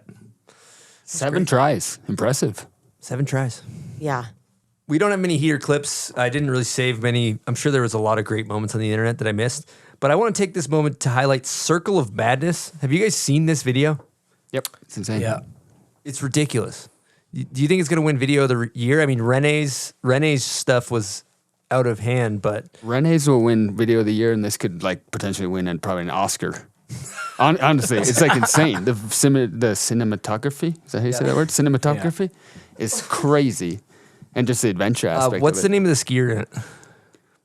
I don't remember, but he's beast. He's a beast, dude. He's has really good style too. Dude, he's buttering off of giant cliffs. What's our thoughts on skiers and snowboarders? Same bid. I think it's great. It's cool, especially like if they're going that deep into the backcountry and doing crazy stuff. Doesn't matter. Skier's name is Marcus Eder. Oh, Marcus Eder. Oh, yeah. Shout out Marcus Eder, beast, dude. And he's won an Oscar before for his or the filmer who was a snowboard filmer. He did this thing called, I don't remember what it was, but he does one line down the whole mountain. It's Marcus Eder. Oh, yeah. It's Christoph Schmidt. No. Christoph Weber. Christoph Weber. He filmed the whole thing, and he filmed this too, and he won an Oscar for the last movie he did with them. So he's like one of the first like snowboard dudes to win an Oscar. It's kind of sick. Nice. So it could win an Oscar. Good one. It should win an Oscar. It's insane. It's absolutely mental. Victor De La Rue. Yeah, Victor De La Rue put on a straight up clinic in this thing, and it's just all Alaska. I would love to know what the helicopter budget was on that. Good God, like 500 mil. So much money. Crazy, but still well worth it. Pretty insane too. He's like smashing insane spines most of the video, and then they build this step down, and homie does like 5 tricks on the big ass step down. First try each one, kind of. Yeah, well, that's a great point. A lot of times in big mountain riding, you just see spines, you just see AK, but when you see which is great, freestyle but on then a wedge, to see him kind of like go over here and be like, all right, conditions are touchy on the big walls, so we're gonna build a jump. Does some insane shit. Yeah. Pretty cool. Yeah. I think I enjoyed the skier snowboarder situation, except for that's where I learned that I was so curious what happens to the skis when they tomahawk because he loses his skis. And they're stuck like halfway up the hill. Yeah. And you're on an Alaska 3,000 vert, whatever. Another little bump up the hill. Yeah. How do you get down? What do you walk down? You don't have your skis. I don't know. Good question. We got to get to the bottom of that. Then you get your buddy, the snowboarder, to sidestep the whole thing and find your skis. That's why he brought him. That's why Victor was there. Yeah. That's good stuff. Yeah, but that video is sick. And that freestyle section, the jump, that was my favorite part. They're in that crazy terrain and then they still like go just build a jump and the sessions jump. It's sick. Yeah, if you guys haven't watched Circle of Madness, watch it. It's a mind-blowing video. Oh, one thing we almost forgot before we wrap up. We do have a Silk. Do you want to grab those turtle box speakers?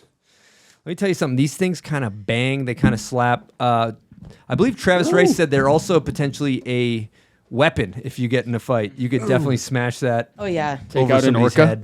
You could KO. Yeah, you can connect them together. You can daisy chain them, AB audio. So, you're having a party. You got some people in the living room. You got some people outside. Same song. It's great. 26 hours battery life, but we love Turtlebox. They support the show. If you're thinking about getting a good speaker, head on over to turtlebox.com. Check it out. All right, we're going to give a call to Eddie Wall, see what he has to say. Hold on. Our Bluetooth's not working, so we're going old-fashioned right out of the speakerphone. Hello? Eddie! Yo! What's happening? You're on group chat. You got Sam Taxwood, Silk, Kelsey Boyer, and Knut. What? Oh, man, that's an all-star crew right there. What's up, everybody? What up? Not a whole lot. It sounds like you've been in Zoom meetings all day. What's going on with that, brother? Yeah, I'm just, marketing office life over here, which is, it's pretty fun. It's easier on the knees, that's for sure. Yeah, what's going on in these marketing meetings? What are we talking about? Oh man, well today we were kind of talking about Eric Leone's coronation event that he's doing with the North Face, and so we were kind of like organizing kind of some stuff with the North Face, sending out some product. We're doing this cool shoot with Pat Moore's, one of Pat Moore's boards, The Rain, in the candle collection of Arbor, has an Ian Reuter graphic on it coming out in fall 25. So doing like a shoot with Rut up in South Lake Tahoe in his studio. It kind of has a lot to do with his like wet plate collodion slides and all those things. So yeah, just kind of doing all the marketing thing, man. It's pretty fun. Love to hear it. Well, let's talk Arbor. You guys are making some big moves. You got a new team. You guys are coming in hot. Another also rider-owned company, privately owned, which is huge in the space this day and age. Yeah, it is. You guys have an owner, don't you? Yeah, privately owned. I don't know. I thought it was like some other company that owned Arbor. Am I wrong? Go ahead. I'm sorry, I couldn't hear that. Sorry, so we're getting in a debate over here that Arbor is not privately owned. We can edit this out if we need to, but isn't it privately owned? No, yeah, Arbor is privately owned. Arbor is owned by Bob Carlson, who started the brand in 1995, and he's still the owner. He still sits in his desk like right next to us, and he comes in and gives his input on meetings. I mean, even on Tuesday, these guys were going over some graphics, and he was in there giving his 2 cents. So I mean, we do work with other brands to help with. We work with another company as far as kind of like a licensing deal in order to help with the bigger picture logistics as far as shipping and warehouses and things along those lines. But Arbor is still owned by the person who founded it in 1995, which, like you said, that was one of my like real big things when I kind of joined the brand 4 years ago, is that, I think it's pretty rare these days to be able to walk in and like have a conversation with and have a beer with the person who started the company. And that is still the case with Arbor. So, to me, that's like a pretty important thing that is becoming more rare in our industry. Love to see it. I was trying to call Danny Cass to get him on the line about getting on the team. But how are we feeling about this new crop of riders? New older crop for Danny. But what's your take? Yeah, I mean, we couldn't be more stoked right now. I mean, I think not only how stoked we are on these riders, but the fact that they recognize like the changes and what's happening over at Arbor and the internal team that we've built. To see riders of this caliber joining the brand has been really special. I mean, the conversations kind of originally started with Jared Elston, and we had been talking to him for a little while about getting on the brand, and finally made that happen. And then kind of while we were in the works of making that happen, we started a little bit of a conversation with Brett Gerard, and then that kind of just snowballed real quick. And then while that was happening, Danny Cass had talked to our GM, Matt Patty, and they were just kind of talking about doing a little bit of like, kind of like a one-off kind of cool, like legend type release of a board graphic, And then it just kind of escalated into being like, well, we were just like, dude, this is Danny Katz. Like, why wouldn't we just put him on the team? He's a legend. And it's like, that's another thing that I think Arbor does, you know, as you can see with Brian Iguchi and bringing on kind of like younger legends, if you would call it, like someone like a Pat Moore. You know, I think that's another thing that speaks volumes for the brand is supporting all generations of snowboarding, from our younger AMs like Estelle and Hayden, all the way up to guys like Danny and Brian Iguchi. Well said. Kind of a fun topic here. We have Knut from Big Air Jair's previous sponsor here, and now he's got his new sponsor. Kind of yeah, Knut, do you have any comments on that? No, I mean, thanks, Eddie. Thanks for taking Jared. He was the dopest guy we had on the team, and now he's riding for Arbor. It's sick. Great. No, but it's sick because it's, I mean, as a snowboarder, we support the riders, and they go where they're going to go, and it's sick that they get the opportunity to go other places, and it's cool. So I have nothing but high hopes for Arbor and for Jared for it. It's only good. It's not like he went and started riding for Head snowboards. You know, he went to another snow. Head's kind of dope, though. What? You know, so I think it's good. I think it's cool, and that's just the way it goes. And when a snowboarder gets more opportunity, it's sick. And it's not. And a brand should never stand in the way to try to block an individual. You know, so I think it's cool. Eddie? So yeah, I mean, hey, Knut, thanks so much. Also, I'm so stoked. I've known Knut for years with nothing but respect and admiration for you, and I fully agree. I mean, I'll even say, like, to our athletes, you know, it's like, hey, we're always trying to do the best we can do for you, but in some scenarios when an opportunity comes along and they're just like, hey, like, I'm feeling like I'm gonna do this, like, I'm not gonna stand in the way of that either, you know. And I think that, again, that kind of speaks to Knut's character of just same thing. It's like, you know, looking after brands and being part of a company, I think, is one thing. But again, at the end of the day, like, for snowboarders, you know, it's like you just got to have their back and support what they feel is best for them at the end of the day, you know.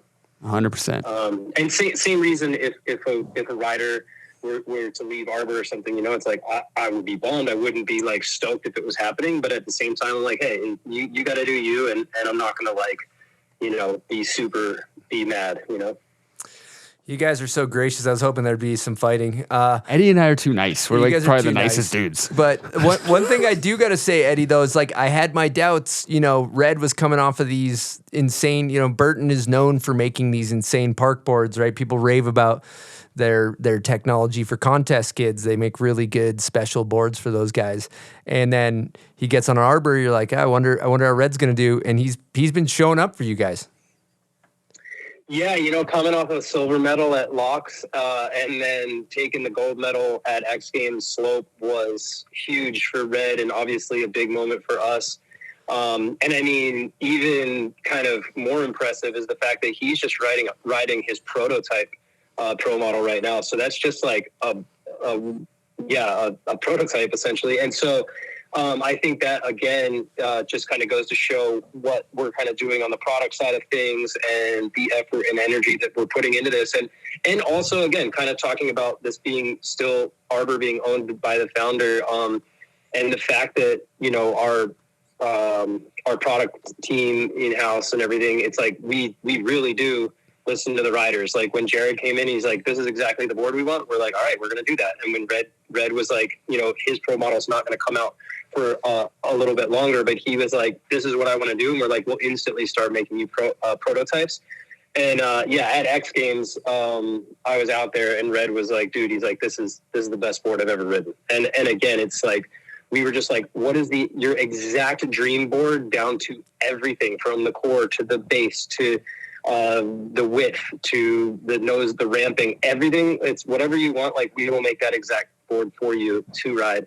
And we did, and it worked. So we could not be more stoked about that. Amazing.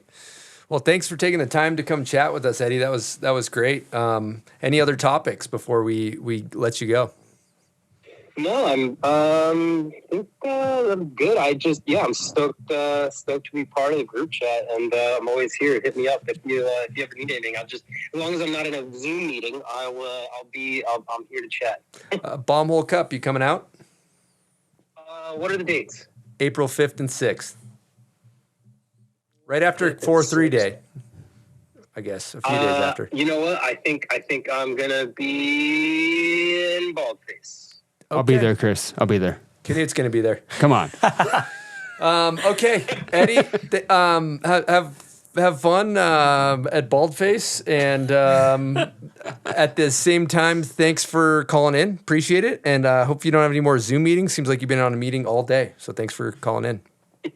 No, thank you guys so much. Appreciate you. Huge fan of the bomb hole and everything you guys are doing over there. So thanks a lot, Chris. Thanks. Appreciate you, Eddie. Yeah, Talk to you soon. Later. Bye, Eddie. That was great. That was good. I love that we got to. I'm sitting here shaking, dude. Let me at him. Let me at him. Pissed. Let me How does at that him. feel, though? You find this young talent and you nurture them, and then they just go on and then leave you in the dust. Nurture them, and then they go through other difficulties in life, and you're there for them the whole way. And when everyone else leaves them, you're there for them, and you tell them it's gonna be okay, man. Just stick with it. Keep doing what you're doing. You're gonna get there. And then they get there, and you're like, oh shit, they're gone. That's kind of what happens. But it's also like, it's sick, dude. If you can just anyone who's a team manager or a brand owner and you bring kids up through snowboarding and they make money or they just enjoy the path, it's awesome. That's like what it's all about. You think Sam's going anywhere? Or you think Sam? Is he kind of looking for other offers? Or I would say he could. Yeah, always shopping. He's always shopping. Honestly, he is. Window shopping. But at also all times. same with Sam. Stick with him. It's gonna be okay, Sam. You're gonna get there, and one day he will get there. I'm riding. And he'll be gone. I'm ride or die. No, Sam's first tattoo is his first board graphic with Nitro on his arm. That's true. Ride or die. Skeleton. You got a pro model? What's going on? Not right now, but one in the pipeline. Damn, no pro model, Kenny. We got one in the chamber. It's hard. The pro model thing, it's not hard. It's cool, but it's like hard. I was talking to Joe Sexton about this at Interlude, actually. It's hard with pro models because once you go full pro model, it's to be expected as a rider. They're going to get one the next year, and the next year, and the next year. You know what I mean? So for Sam and a lot of other riders, we've given them pro models and then changed it up, and then they come back again just to mix it up, I guess. Yeah, leave them wanting more. Yeah, kind of a floater.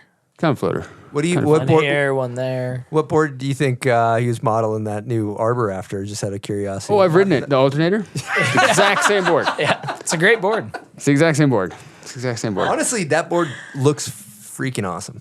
The alternator is insane. It's a good standard directional snowboard that anyone who likes snow or is like an avid snowboarder, that's the board you're gonna want to ride for like a free style of snowboard, right? Yeah, not the Sam Taxwood pro model. Sam Taxwood one was more focused on park riding or street stuff. When it was like T1s and teams. Not just the mountain. Not just directional. Yeah. Okay, guys, it's been a journey. Yeah, I think we did it. If anybody's still listening, I'm sorry. I'm sorry. There's some ups. What's your favorite moment of the show? Oh, I'm going Tommy Collin. I'm hijacking it. That's my pick. Tommy Collin. Tommy.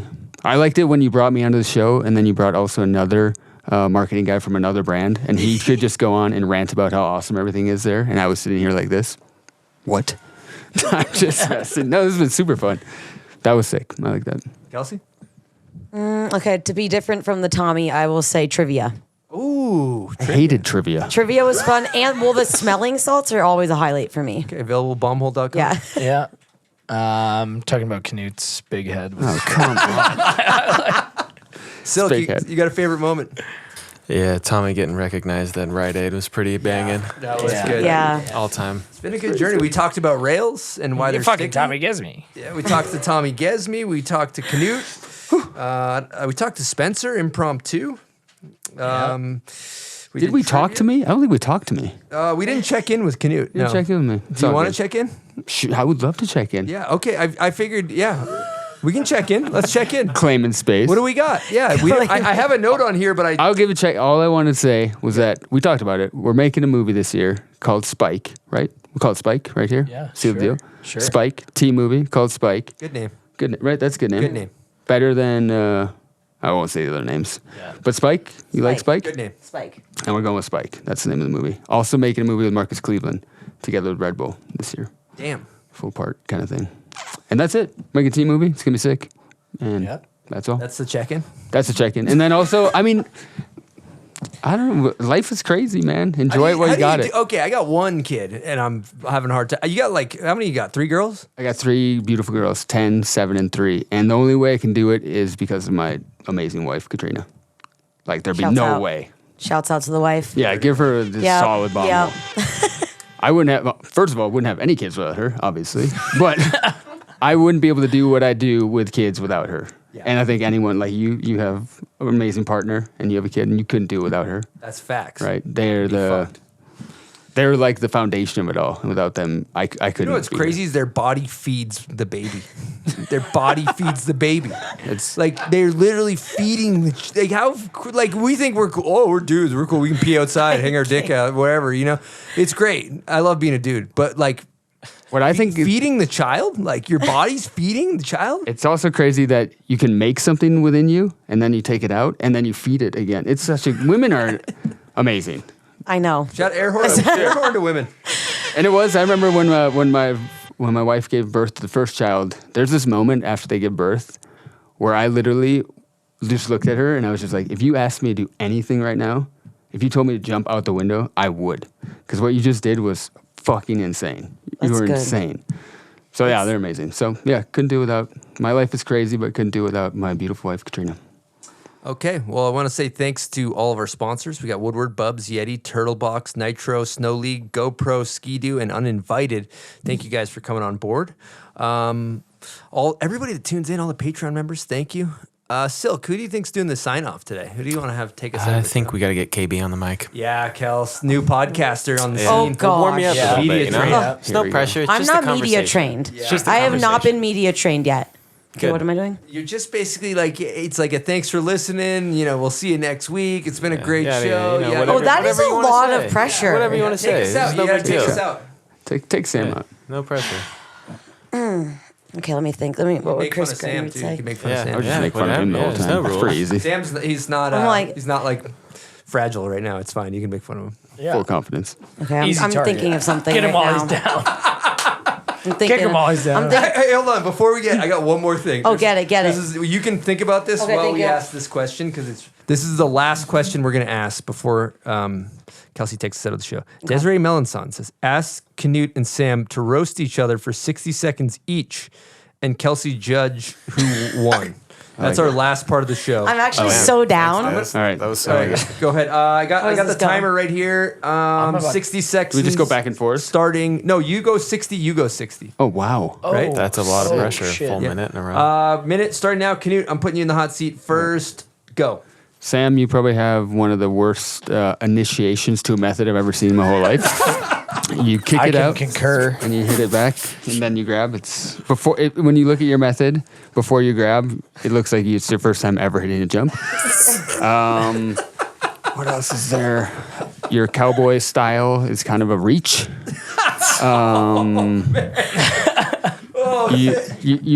You're probably the most hurt snowboard for maybe a reason, because you're kind of crazy, which is why we love you. I thought this is a roast, right? We love you.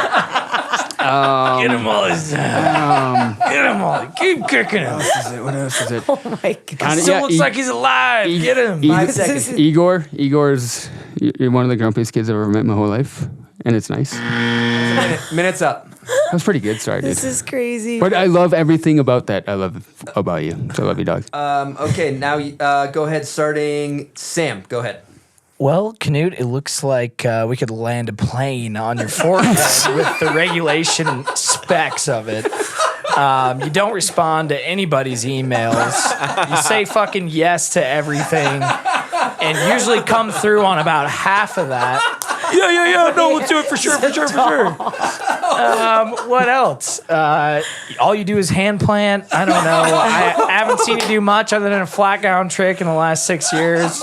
You're killing me. You used to be able to do some cool shit, but I don't know, man. These days, you're really falling off. What else? About 15 seconds. Wow. Yeah, you seem to really only like contest snowboarding. Makes sense. You know, there's a whole other world of snowboarding out there, but we know where your truth lies. All right, that's Your been Wow. it. That was it. Wow. 15 seconds. I Nice. honestly think Holy Sam won that. shit. Yeah. No, Kelsey's the judge. I am the judge, but the judge does agree, and Sam is going to take the win on that one. Okay, You did your salt. Good job. I did. You did your salt. Okay, great. Knut kind of got me there pretty good. No, He came out swinging for that first one, and then got kind of pathetic. Then at we the faded out a No, little. I'll tell you, the method comment hurts, though. Yeah, that would probably Yeah, cut it's a deep. low blow. Sam knows. No, but That was insane. It's a hard one to do.